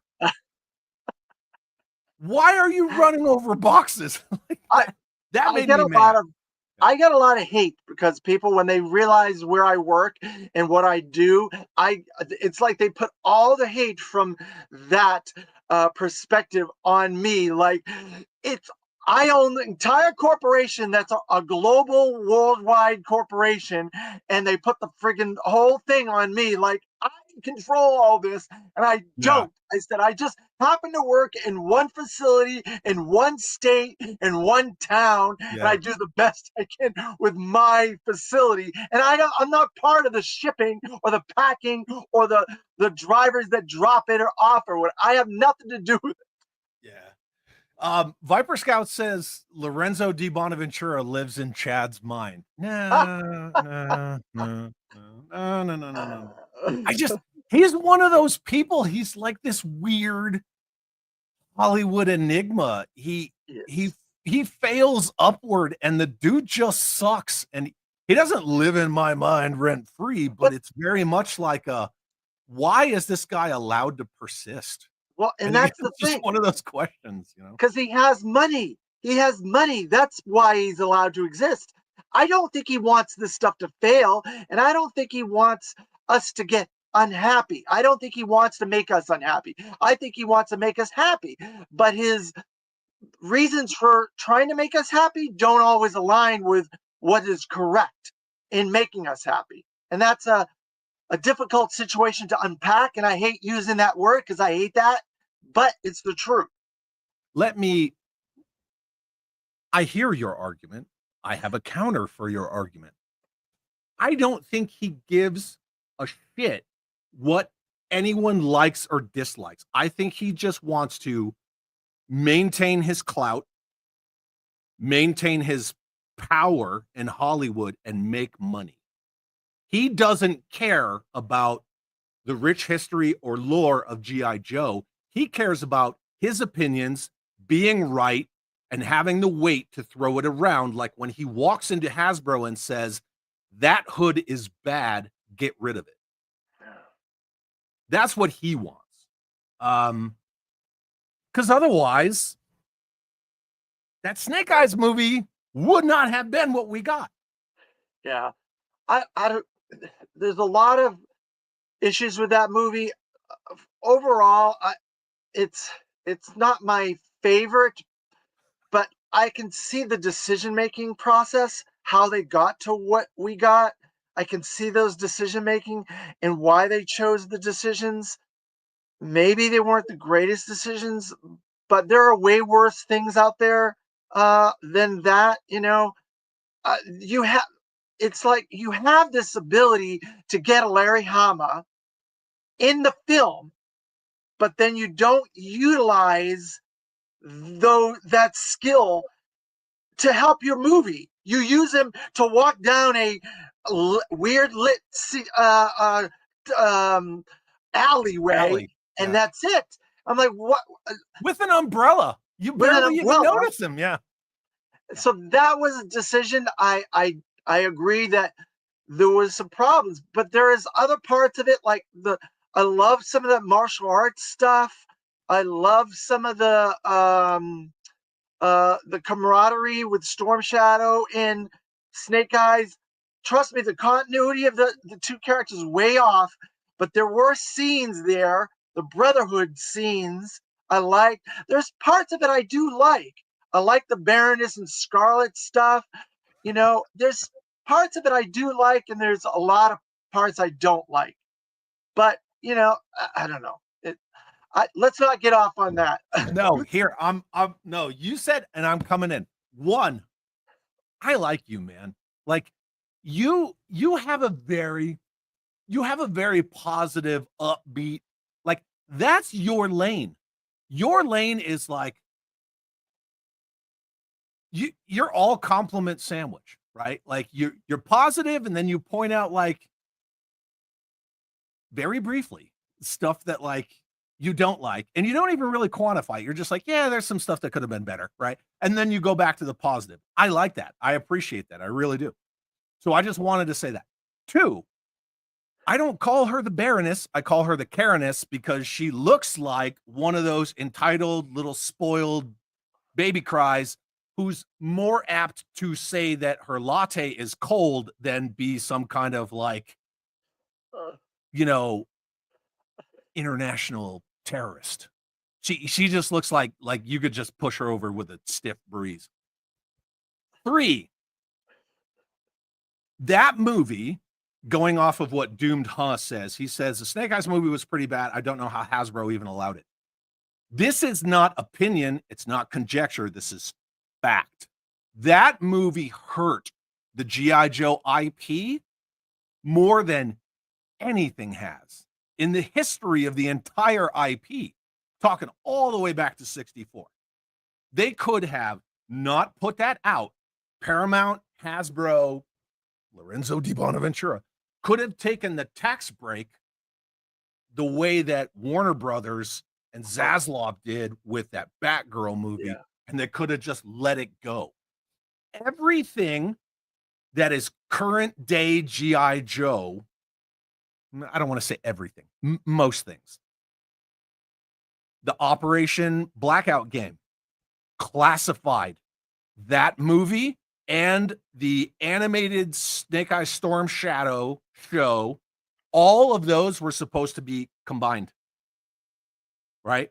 The figures came out first. The movie got delayed. I understand, right? There was a worldwide pandemic, which, by the way, I missed that whole thing. I was in Africa for all of it. Wow.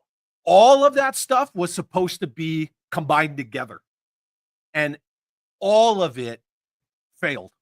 It missed. One by one by one by one, they all failed. And then, Classified repivoted. Nobody talks about that game, which, by the way, there's a lot of cool Easter eggs in that game that a lot of people haven't seen or just don't go look for. The movie hurt. It hurt that G.I. Joe IP so bad. And I look at it from, an enthusiast perspective, a lover of the, the intellectual property and everything that it means to me. Was Rise of Cobra good? Well, that's subjective. There was stuff in that movie where they talk about, like real life like hair, and you got the kung fu grip, and there are parts in that movie. Duke's scar on his face is a direct throwback to the first G.I. Joe from 1964. There are parts in that movie that they kind of did love letter stuff. Was it perfect? No, of course not. Do I think it's a good movie? I necessarily don't.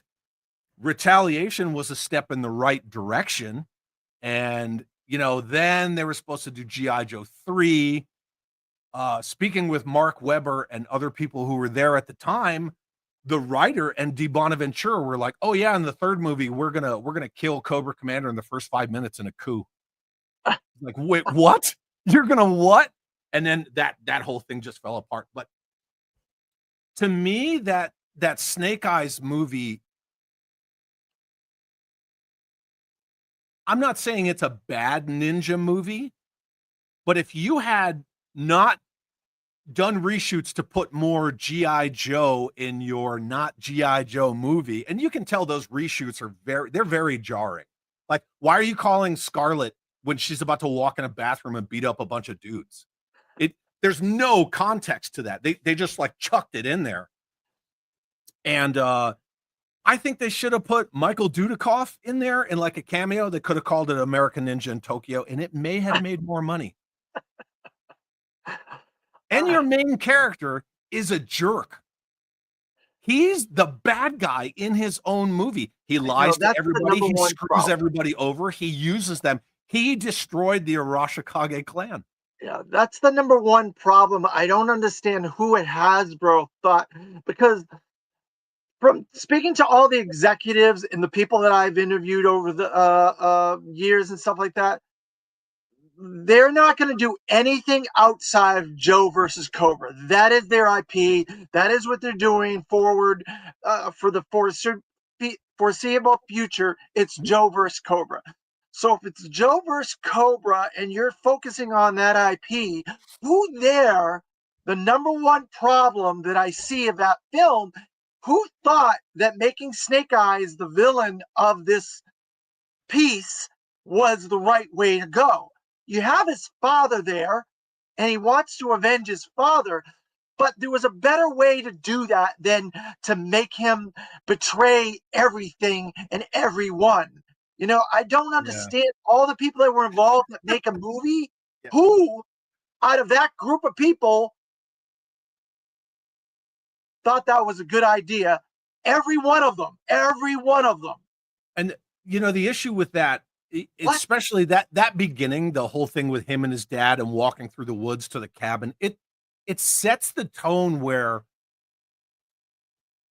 is it written for 10-year-olds or is it written for adults? Because there's the whole, is there a safe in the cabin? Because I heard you on the phone say that there's a safe house. And it's like, it's poorly written, but it's not self-aware. At least a movie like Batman and Robin was self-aware. Like, they knew it was campy. They understood that. And Snake Eyes does not. Like, it tries to be like gritty and this and that, but like the writing was just like, man, that is juvenile. Yeah. And I don't know. Whatever. And here's the thing. The reality is for someone somewhere out there in, 7+ billion people, that's their favorite movie. What? And I acknowledge that.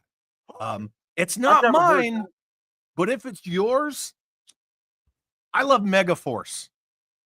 Oh, Megaforce is fantastic. Some people dunk on Megaforce, and I'm like, that's cool. I don't care. No, but it's exactly what you said. They know what they're doing. They know they're aware. They're self-aware when they're making the story and the whole thing. They know what they're doing. That's the thing. I think you hit it. I've never been able to find that piece of that puzzle, but you just hit on it. Self-awareness of what you're doing. Yeah. One more thing on the Snake Eyes deal, and then we can cruise on to whatever you want to.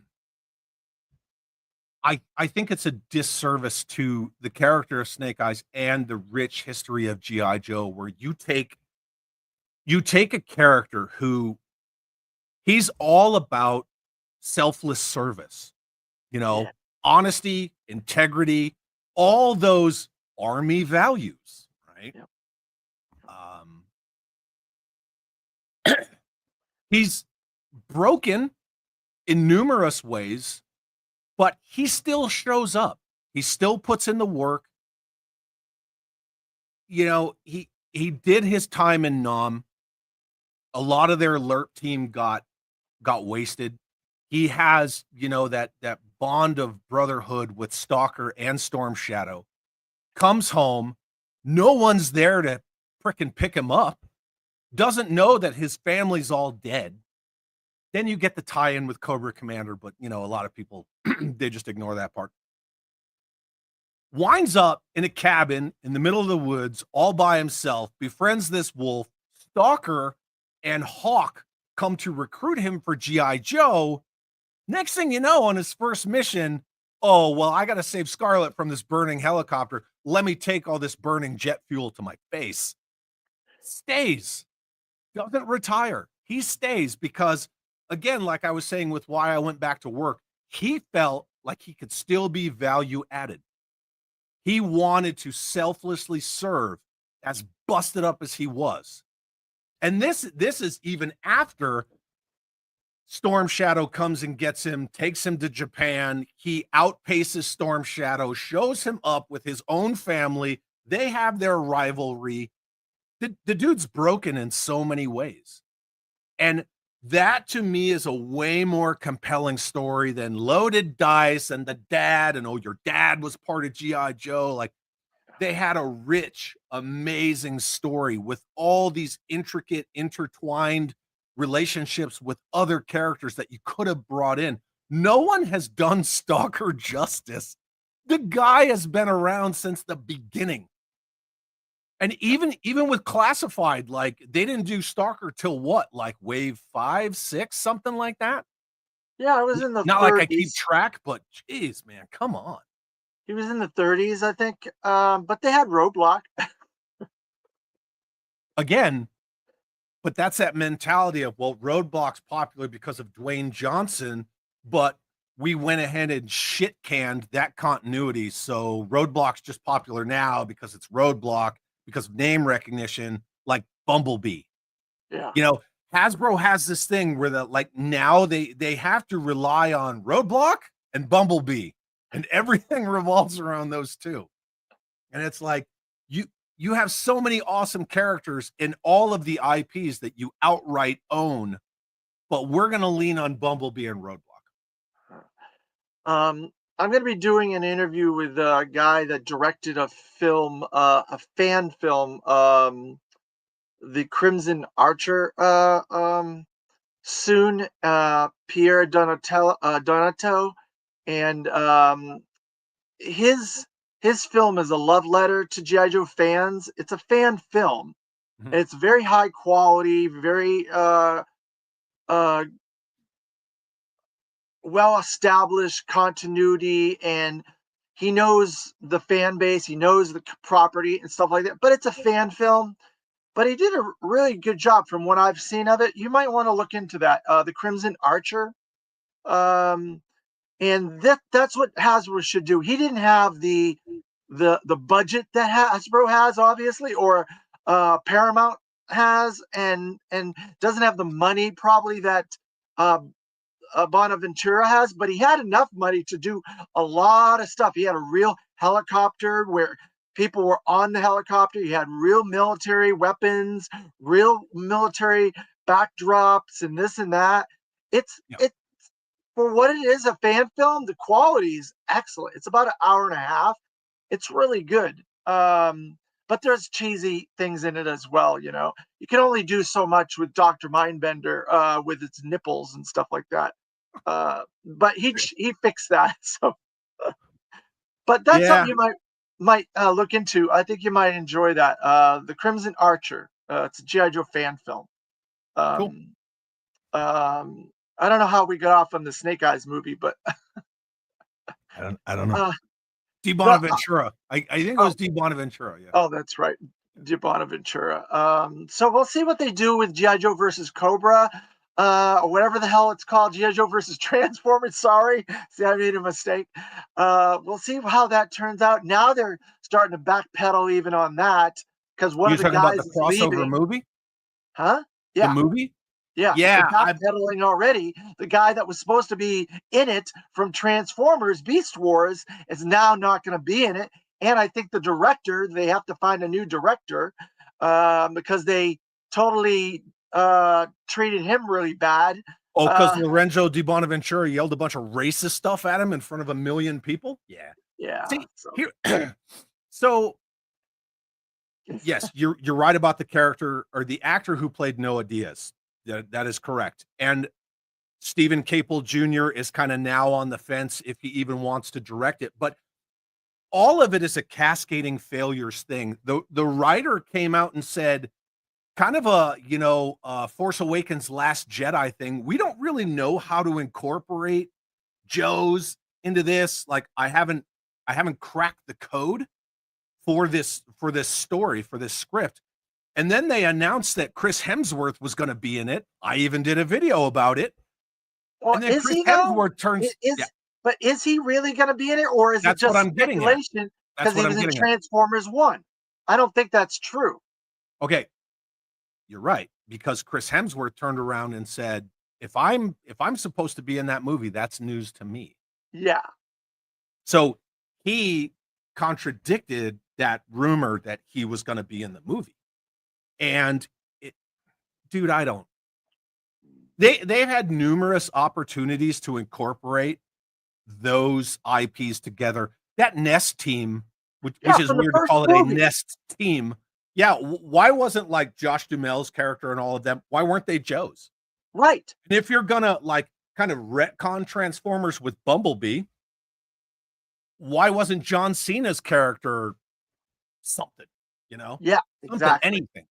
Exactly. Yeah. I mean, hey, you could have called him like, well, I guess you don't want to call. Well, yeah, this was before Suicide Squad, so you could have called him Flag.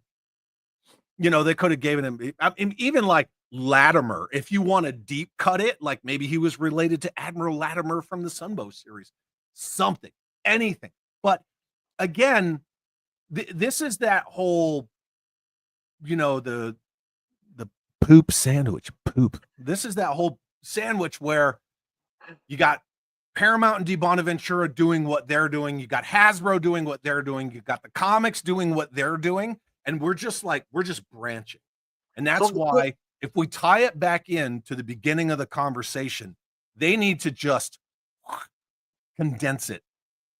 Focus on what works. Your Dark Energon universe is good.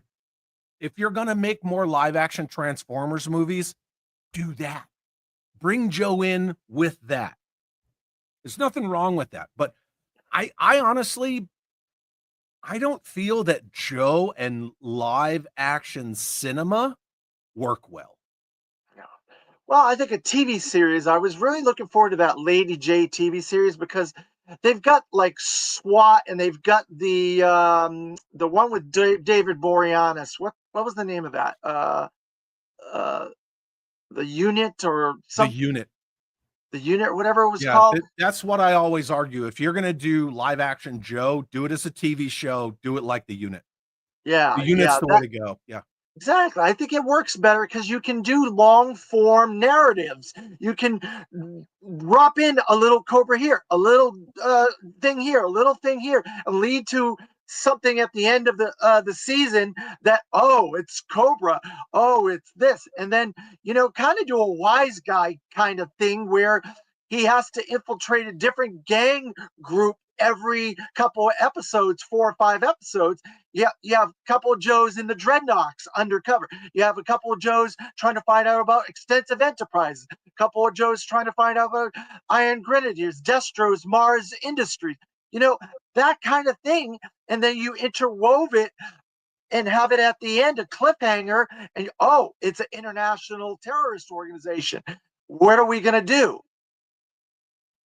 And that I think is an angle that no one has even considered discussing or exploring with G.I. Joe. They just see like very surface, very rudimentary, like G.I. Joe is good guy. Cobra is, bad guy out in open.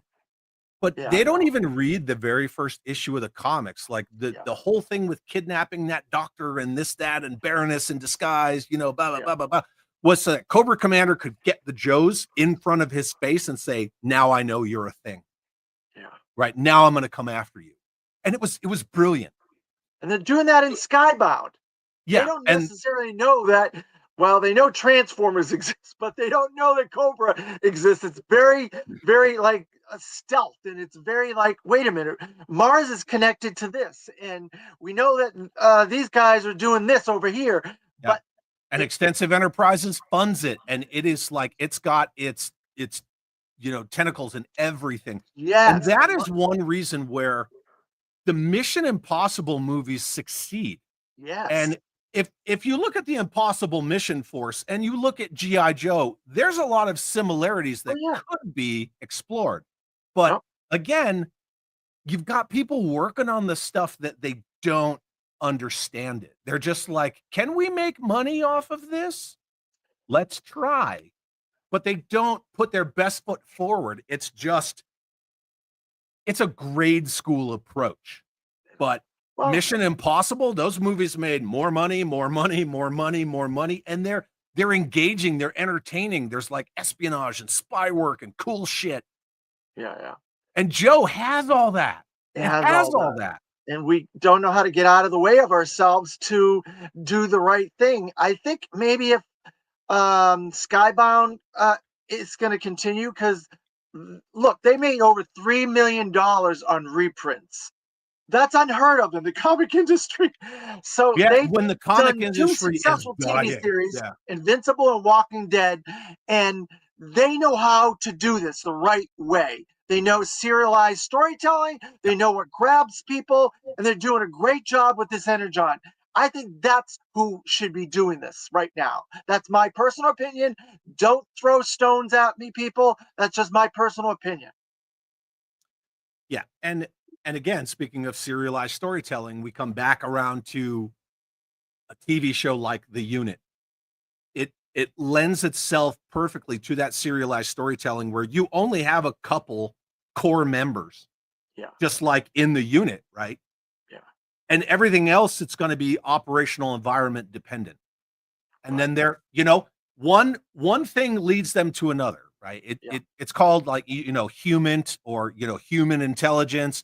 You're trying to gather ISR, right? Information surveillance and reconnaissance. yeah, That's how we lead to the bigger picture that, oh, well, Mars Industries has like a plant down in South America, so we're going to go check it out because in the last episode we learned about something else which led us to this. We're going to go down to South America. Oh, who's down there waiting for us? Frickin' Recondo. Link that's up with Recondo, or maybe Recondo and Gung Ho. Who knows? I don't care. Oh, now we got to go to freaking Saudi Arabia because they got some kind of deal going on with them, or maybe Kuwait, one of those Middle Eastern like advanced nations. Okay, let's go to Dubai. Well, who's in Dubai? Dusty, done. You got to go to the UK. Oh man, it's Captain Skip and Coral. This shit or you can writes use some fake itself. places, or you can use some fake places like Beckett stand or whatever the hell they called you Clan that Larry created. You Clan. Remember Yeah, that one? yeah, yeah. There's a lot of those. I So don't know why, but I just lost one of my monitors. I think my stuff is freaking out, dude. I'm sorry, I didn't mean to give It's all your. it's all good. So now like the camera's here and the monitor is way over there. So Wow, whatever. If I'm if I sorry. look like this, it's because I'm looking at you on the monitor. That, that's fine. So yeah, so It's that's Sunday. It's interesting. definitely a Sunday, dude. Oh, and it just flickered there. Oh, sorry. So yeah, I don't know. I hope somewhere Hasbro has stepped away finally from media. They have announced they are not going to be involved in media anymore. So whoever Yeah, owns they the will not IP, co-fund. it's on Yeah. them and stuff like that. I think I'm looking forward to the new Snake Eyes game. The Wrath of Cobra is really cool. There's some when you leave these companies alone, sometimes they do a better job like Renegade Games, Skybound. I think Super 7's doing a really good job. A lot of these companies, when they're left to their own devices, they know what's good and they do a good job. It's when you try to incorporate all this stuff and try to get all these people involved, you keep walking on each other, and Yeah. it's complicated, and that's why you end up making sacrifices and making things not the way they should be. And I think that's the biggest problem with this stuff. When there's millions and millions of dollars at stake, and I think it's smart that Hasbro's backing out of the media and letting them just do whatever they're going to do, and letting the comics be themselves and letting everybody do their own thing. I think it's better that way. But that's Yeah, and I agree, but it's also, in a way, it's kind of pumping the brakes because there's been a lot of diminishing returns with the Transformer stuff. yeah. The Bayverse, once you get into, like, what is it, the Last Night or whatever, Oh people were God, just that was checking out. Um, and I think that, to a degree, that's going to sort it. I'm having a hard time because, like, you're over here. To a sorry. degree, that's going to sort itself out because Dee Bonaventura is not going to self fund these things 100%. There's no way. He's just not going to do it. So you're going to see kind of a cooling down of that. I agree that Skybound, as far as any kind of media, granted it's print media, that is that is like the gold star standard of what's hot with G.I. Joe right now, out of Yeah, anything. And yeah, I'm talking, like, not even figures. yeah. Like, Skybound is really, they're kind of carrying it. Well, because they created their own corner with Void Rivals. Transformers is the best Transformers I've read in decades. Uh, the Joshua Williamson, phenomenal writer at DC, Independent, and now Skybound. He hasn't had a bad project to my knowledge. And then Larry Hama, this is the best Larry Hama has been for quite a while. I'm not gonna touch on that, but there was a bit of a dip in Larry's quality there. But the new books, the art, the coloring, the writing has stepped up. The problem with Larry is he keeps going back to the well. How many times are we going to see the mind the that machine the what's the name of that thing? Um, Mind Flayer or something. I don't. no, that device that they always stick Snake Eyes in to try to take his brain Yeah, away. yeah. But again, like, speaking of Snake Eyes, like, now Snake Eyes is a mantle. It's not a dude anymore. And, like, how many times, like, now we got Serpentor Khan, and I don't know. Yeah. Once Cobra started running casinos, I was like, I'm gonna dial it back a little bit. A Yeah, lot of people have with the Larry hit series, but they're focusing on the Brainwave Scanner. Energon universe. But yeah, so I don't know. But yeah, they're doing a really good job. So I don't know. We got off of you and we went somehow into the movies and TV and stuff like that. But so where do you see this brand going in the future? What do you think they need to do, in your estimation, to keep this for the future generations? Because we know we're amongst the generation that's dying off.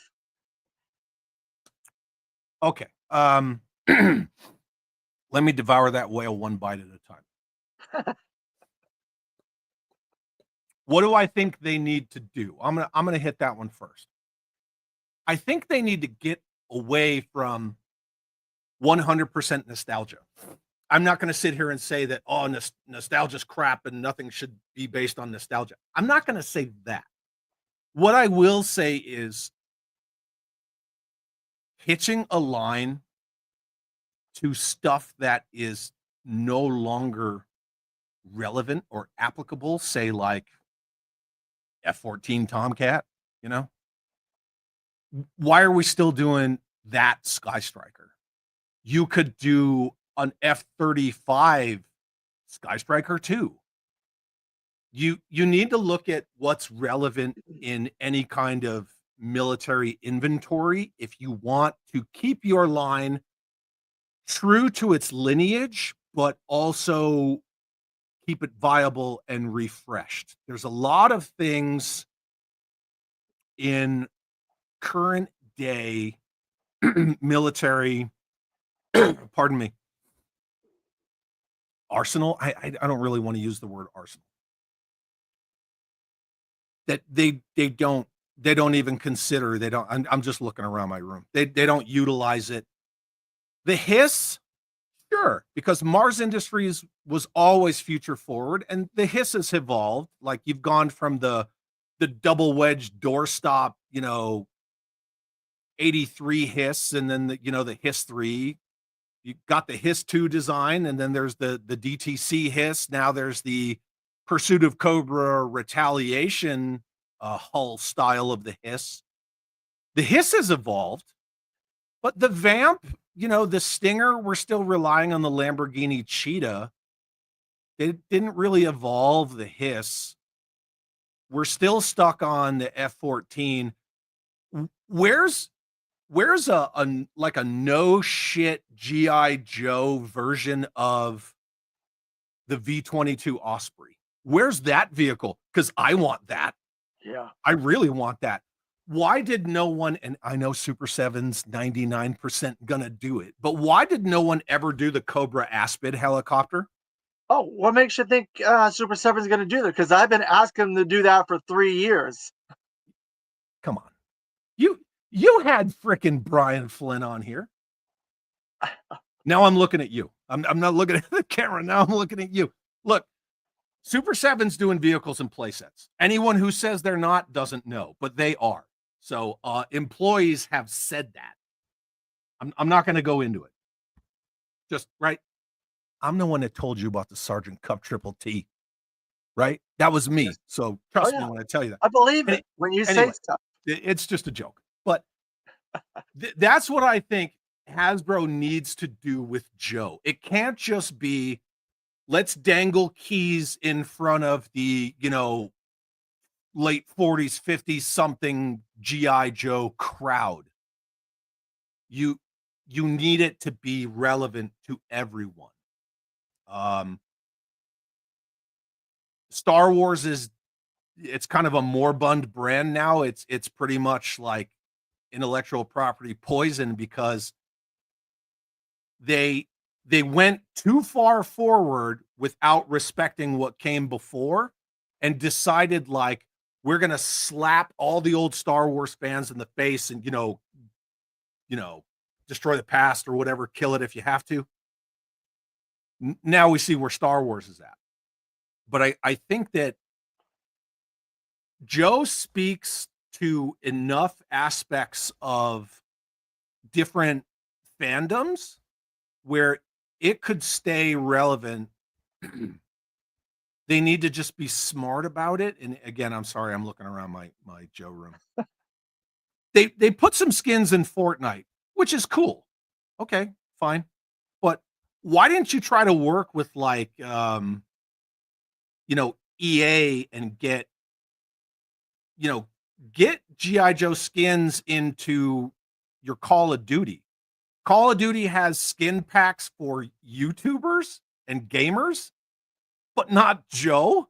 Like it literally just lends itself to being a Call of Duty game. And they did Tanks Against Humanity or whatever the hell the name was. That why that's the same thing as that exact same thing, right? With tanks. Yeah, they did. I think that Hasbro needs to recapture the wow factor. I've argued this so many times. We've talked a couple times about Dan Klingensmith, all of the work that he's done to amass the unproduced stuff over, the 12-year run of A Real American Hero. Instead of HasLabbing a 1/18 scale F-14 Tomcat, why did you bring the freaking Tomcat back? It's been out of the Navy's inventory for decades.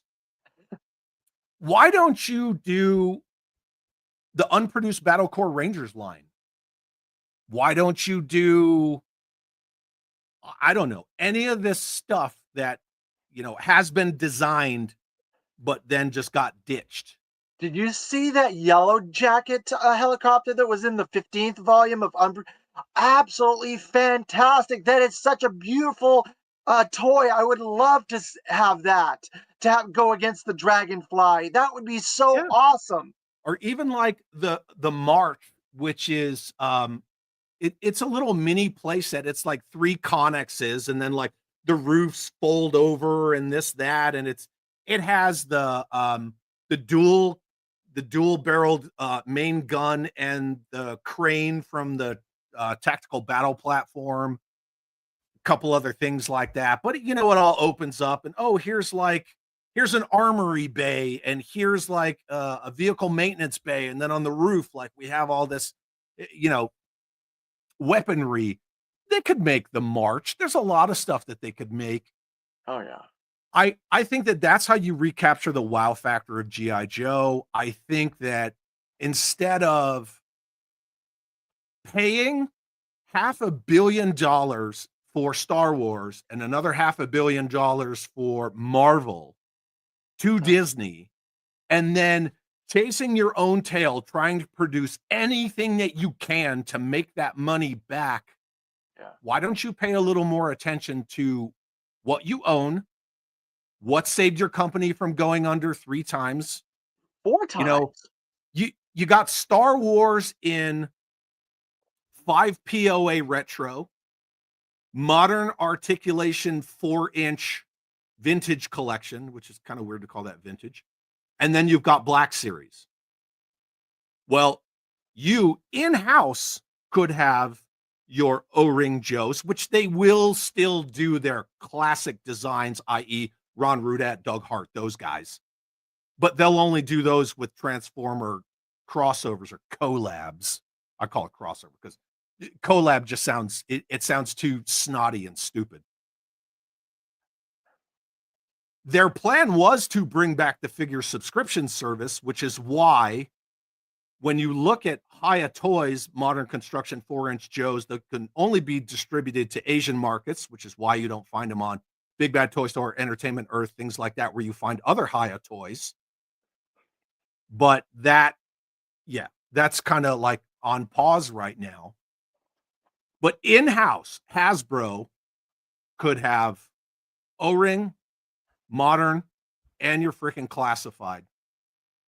But really, all they're leaning on is 1/12 scale, and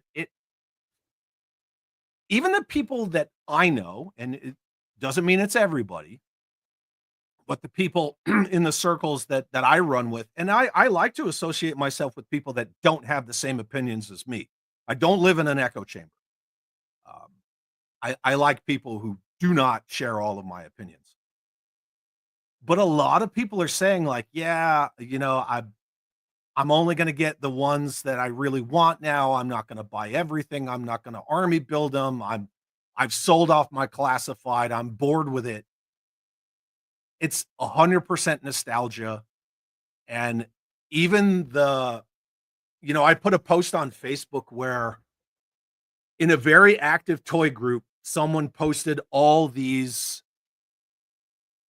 pictures of retro Televiper and GI Joe green shirt and a bunch of figures that I had never seen before, and I didn't see a lot of people going gaga. It had like very minimal reactions. It had like 30 interactions, like likes or hearts or whatever, and only like 20 comments. It just seems like that whole thing is either on autopilot or it's on its way down. And Can I interject 1 second there? yeah, I'm I'm a minority when it comes to this thought process, but I liked it when they went a little bit forward with the classified figures and tried to make it more futuristic and a little bit updated of those yeah, characters from the 80s. The retro line, I thought when they were trying to do them closer to the retro, I was like, why? why I wanted these upgraded, these updated concept versions of these characters. And finally, they split it off. Now we got vintage and we got classified.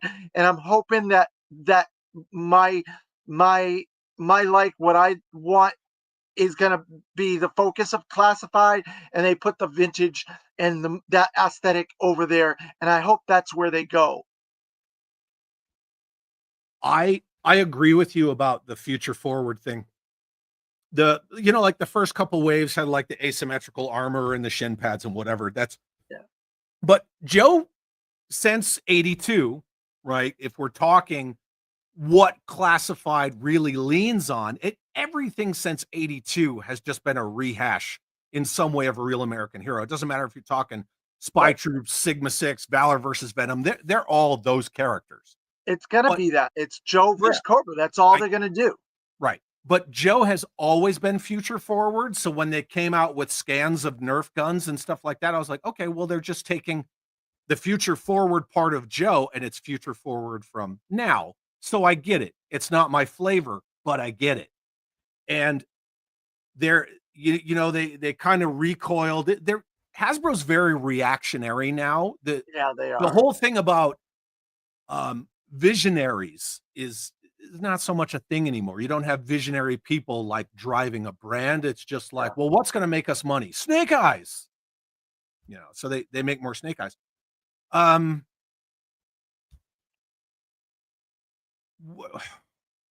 What other questions did you ask me? I don't remember. What do I want to see them do? I want to see them like get a vision and stick with it. I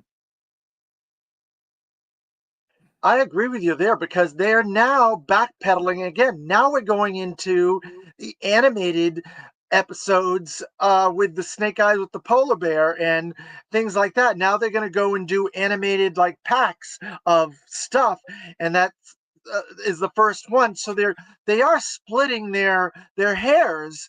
Exactly what you're saying. They're not focused on what they're doing. And I'm like, Super 7's doing the animation. Let them do this animation. Why do you need to do it? Because they made a Snake Eyes from the animated cartoon that was really nice. Yeah. You want to capitalize?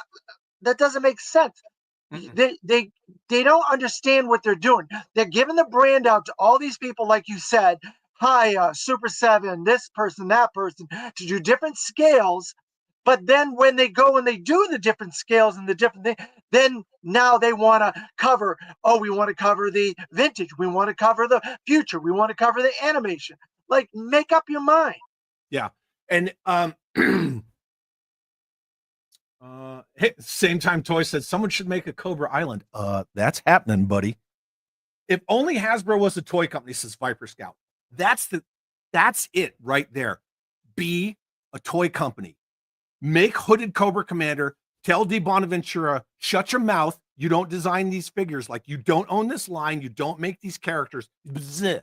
If you don't want to put him in an executioner's hood in your movies, you don't have to. Even though there was concept art, he was supposed to be in a hood for Retaliation. Just saying. Make Hooded Cobra Commander. Make new stuff. Make the October Guard. Who cares what Russia thinks? They're established characters for decades. Make what people want, and you will sell your toys. That's all there is to it. But you have to expand. And this whole thing with Classified, when they admitted like they only expected the line the last 3 years, okay, it lasted longer than 3 years. So take a tactical pause and say, now that this line is kind of solvent, it's kind of established, instead of doing like maybe we're going to commit, no, we're not. Maybe we're going to make this, no, we're not. Just do it, right? Make a Checkpoint Alpha. Make, all your little Battlefield accessories. Make somebody a freaking Silver Mirage finally, please, maybe, possibly, instead of just another repaint of the Ram. You can do all the smaller stuff. You don't have to come out with a Killer Whale. You don't have to come out with a Rolling Thunder. You're never going to get that stuff in Classified unless it's a HasLab, period. Yeah. I'm so tired of people saying, make a classified flag. Shut up, man. Go back to Yeah. sniffing glue. They're never going to do that. But make all the small stuff. Why have you not made a devilfish? You're right. I mean, I that's think there is easy. a Make the devilfish. freaking Cobra night landing. Oh, it's a raft. Come on, man. Yeah, no, You know? they're gonna do the night landing. They're gonna do the devilfish. We're gonna get the skyhawk. We're gonna get the snowcat or whatever the hell the name of the polar battle bear, whatever Polar it's battle called. bear. We're gonna get all that stuff. They're I'll just tell doing you it a little this. at a time. Let me tell you this about the snowcat. A lot of people, it's sort of a 50-50 thing, right? It's like the snake eating its own tail. A lot of people think that it's Hasbro, it's the Joe team at Hasbro that only want to do nostalgia. Well, that's not true. One, the first couple of waves of classified prove that. Two, they got that weird Cobra outhouse glory hole thing coming out. That's something different. They could have just done the Cobra bunker, but at least they did something different. And I've even said that, hey, at least they tried something different. Try something different. The Snowcat, their original design for a classified Snowcat is that future forward from now. They redesigned 2/3 of that vehicle. Their focus groups got that down and said, no. We want the Snowcat. Like, we want the old school Snowcat. They keep getting these people in their focus groups that they don't like innovation or they have no creativity, but their focus groups are always, we want nostalgia, we want nostalgia, we want nostalgia. And I can't tell you why I know this or how I know this, but it's kind of in line with the why I knew all this stuff about the Transformer crossover shit. They come up with refreshed ideas and their focus groups always shoot it down.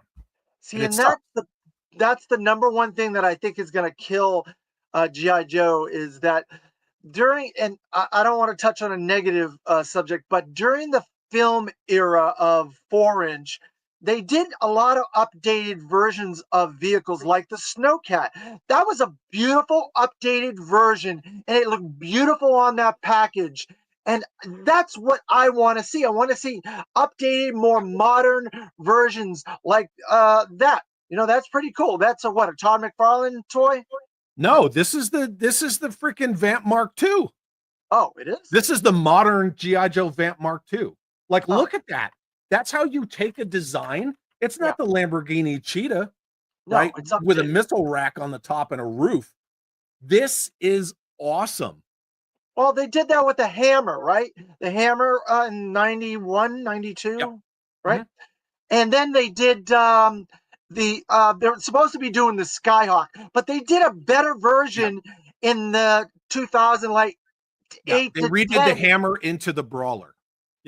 Yeah. And they've done like the Rhino where the helicopter and the Jeep pop out of it. Yep. There's so many really cool vehicles in that era that would be updated versions of what we know, and I think that's where we should be going. Look at Resolute. Look at the Hiss design in Resolute. Look at what they did with Duke. It's still Duke. He still has the Duke scar on his face, which, by the way, they took that from Rise of Cobra. Resolute took stuff from Rise of Cobra, stuff like in line with Retaliation, because those were like being created at the same time, but they updated everything. The way that the Hiss looks in Resolute, I would kill for a Resolute style Hiss. And look at their what do they call them? The hypersonic transports, those new aircraft that they came up with. The redesign of the flag with the 2 launch bays off the front and that like rounded future forward conning tower. But they took Duke and they just put him in like, you kind of have like a coyote brown shirt on, but now you have a plate carrier that just says Army on it. But it's Duke. Like they did such a good job with Resolute, and it was innovative. It was a refresh of everybody, and it's probably the best media we've gotten in the last 25 years. Easy. And here's my thing with classified. Um, it's Sometimes choices F focus groups. 100% focus groups. They ruin any creativity, any innovation. They ruin it. Focus groups are also like where you get like the PMRC and the what ACT, which was the Action for Children's Television, where Yeah. He-Man had to have all those things, and even GI Joe with like the PSAs. now we know, and knowing is half the battle. That's Yeah. focus groups. But the Yeah. point is, every time something different or new comes out, right? Yeah. Do you know how many comments I got on my post about this that said, I need that in classified? No, you don't. You You know don't. why you We don't? wanted it in O-ring for 50, 40 years, and we got an O-ring. Be happy. And I know this is gonna some feelings at some point, but Who cares? anybody who sees this face should know what you're getting into right off the bat. Right. Now, like Viper Scout said, here comes like semi-angry Chad. Not angry. I'm just telling you how it is from my foxhole and mine only. Anytime someone says, I need that in classified, all you're doing is proving classified is a leech. Yeah. It's a leech. Yeah. To me, it is the crutch that damages GI Joe. If you say I need that in classified, get your own shit. You know what I mean? Like I have no interest in that. Especially when there's so many like rich, awesome toys out there over the decades and decades of GI Joe and all the different, Valor versus Venom and Spy Troops, hell, even Sigma 6. The smaller version of Sigma 6 has some cool stuff. I would rather get that because it has play features and it's toyetic than hunt Target for Tiger Force Bazooka, with gummy bent accessories, QC problems. I don't know. It's just my opinion. People don't have to share it. And that's fine. That's what makes the world go round. I don't like 89 Batman. It is what it is. Yeah, I just think that get a vision, stick with the vision, do something new. And that's why I gotta say, I like the Joe Transformer crossovers because they come up with some really innovative ways to hide that bot mode in those vehicles. Yeah, And I'm looking it has forward to be to. a yeah, go ahead. I'm looking forward to the Mauler Optimus Prime. I'm looking forward to the Mobat. spots. Mobat, sorry, Mauler. Mobat Optimus Prime, and the possibility. I believe there's another one after that, and I can't remember. Hound? Is it Hound? Yeah, Vamp Hound. Vamp is the next one that's been leaked. Possibility. I think there's some grassroots fandom that would like a HasLab of a crossover. I think there's a possibility of something like that. Maybe a whale, possibly maybe a tomahawk. I think that would be something fun, to be honest. But I don't know. I like those. I get all of them. I think they're really cool. But you know, Okay, so part of what I'm going to say now is opinion. Part of it is 100%. I don't want to say fact, but was told to me. 100% was like, hey, this is a thing. A whale, sea spray. I'm not saying it wouldn't be cool. I'm saying that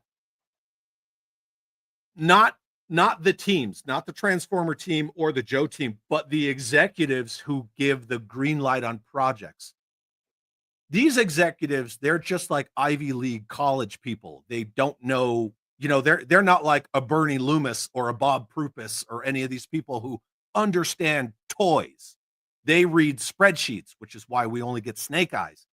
The whole reason why we got a Bumblebee Ostriker before a Hound Vamp, which has been a thing for decades, is because Bumblebee is popular.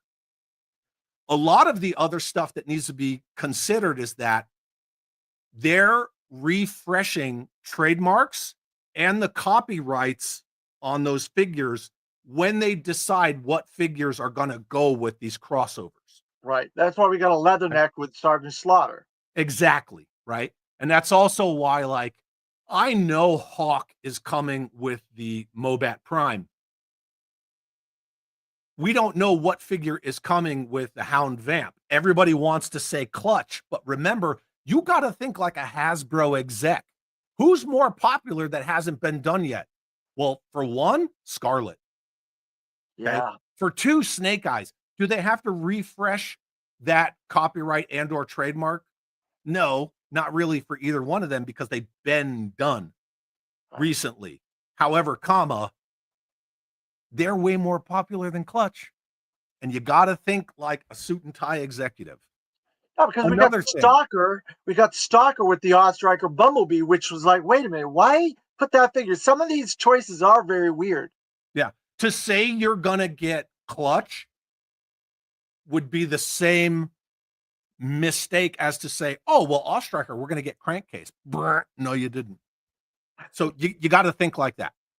The other thing is, there are Titan size. Bear in mind the size of a Titan class toy, not a Titan class character. There's a difference. Right. When we talk about Transformer Joe crossovers, you have to understand it's all about the alt mode in relation to how it interacts with the figures. The robot mode can look like whatever as long as it has aspects. Bumblebee Ostriker, you put the roll cage on his legs so he has like Forrest Gump legs, but it has Bumblebee's head and a little yellow stripe here. It's Bumblebee, right? Because it's all about the alt mode, the vehicle mode. You take a vehicle the size of, oh, I don't know, maybe a Jetfire Sky Striker, which has also been done. You turn that into a robot, you're talking a 27-inch vehicle. That, when it's in robot mode, that is the size of a Titan. The size in relation to a 1/18 scale 3 3/4 inch O-ring Joe. Right. Also, take into consideration, we're talking about Skybound and, Devil's Due and Image and more recent comic continuities. In one of the more recent Transformer Joe crossover comics, Starscream was a Night Raven and he was Cobra Commander's personal transport. Yeah. That's about Titan size as well. So there are things that are coming. I'm really excited about what's coming moving forward with the Transformer Joe crossover stuff. Some of them, the Mega Hiss looks great in alt mode and vehicle mode. In robot mode, no, he's not that great. The same thing with the Bumble Striker. Looks great in vehicle mode, in alt mode. In robot mode, it's not so much, no. But now they are killing it. They're killing it. The Triple T, Sergeant Cup, perfect. It is the engineering of these things are just phenomenal. How they could get the Thunder Machine into Soundwave and make it exactly like a Thunder Machine should look. These vehicles, I think it's benefiting the G.I. Joe brand better than it's benefiting the Transformer brand. Nico friend, what's up, Nico? Sorry, again, right, because one of my monitors went out. I can't see the chat unless I look over here. Yeah, and see, some people said, like Nicotrona said, should have been Beachcomber.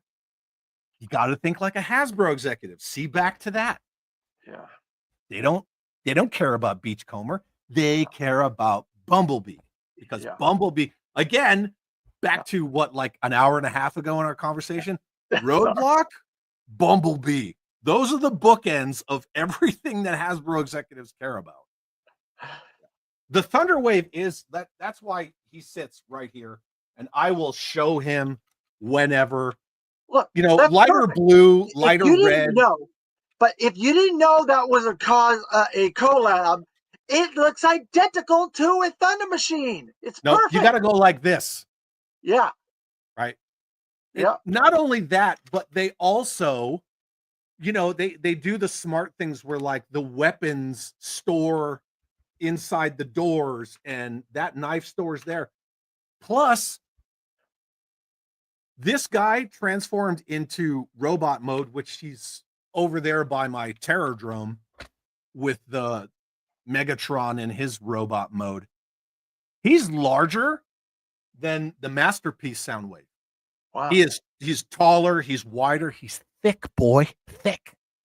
And that goes to prove your point from earlier too, because what did they put in that one? Zorana and Zartan, no Thrasher. Yep. No Thrasher. And everybody's like, it should be Thrasher. Okay, well, Mobat Prime doesn't have Steeler. It has General Hawk, because in the scheme of... So based on your theory, based on your conjecture, you know who I think is going to be in that Vamp Hound? Duke. Duke's a good choice too. Okay, here's the thing about the Hound Vamp crossover. If we dial back, I want to say like a year and a half, maybe almost 2 years now, when I first had someone come to me and start talking to me about what's going on over there, that's when I got the Cup Triple T. That's when I got the Mobat Prime. That's when I got the figure subscription services coming back. Several other things. Now, this is before 2023, where they had that really bad third and fourth quarter. So obviously some things change, but every company does like a 2-year plan. Right. Some of those things happen. Some of those things are supposedly still happening. Some things are on pause, whatever, right? It's fluid. It's a dynamic situation. Where was I going with that, dude? I had a moment. I'm sorry. Where was I going with that? Oh,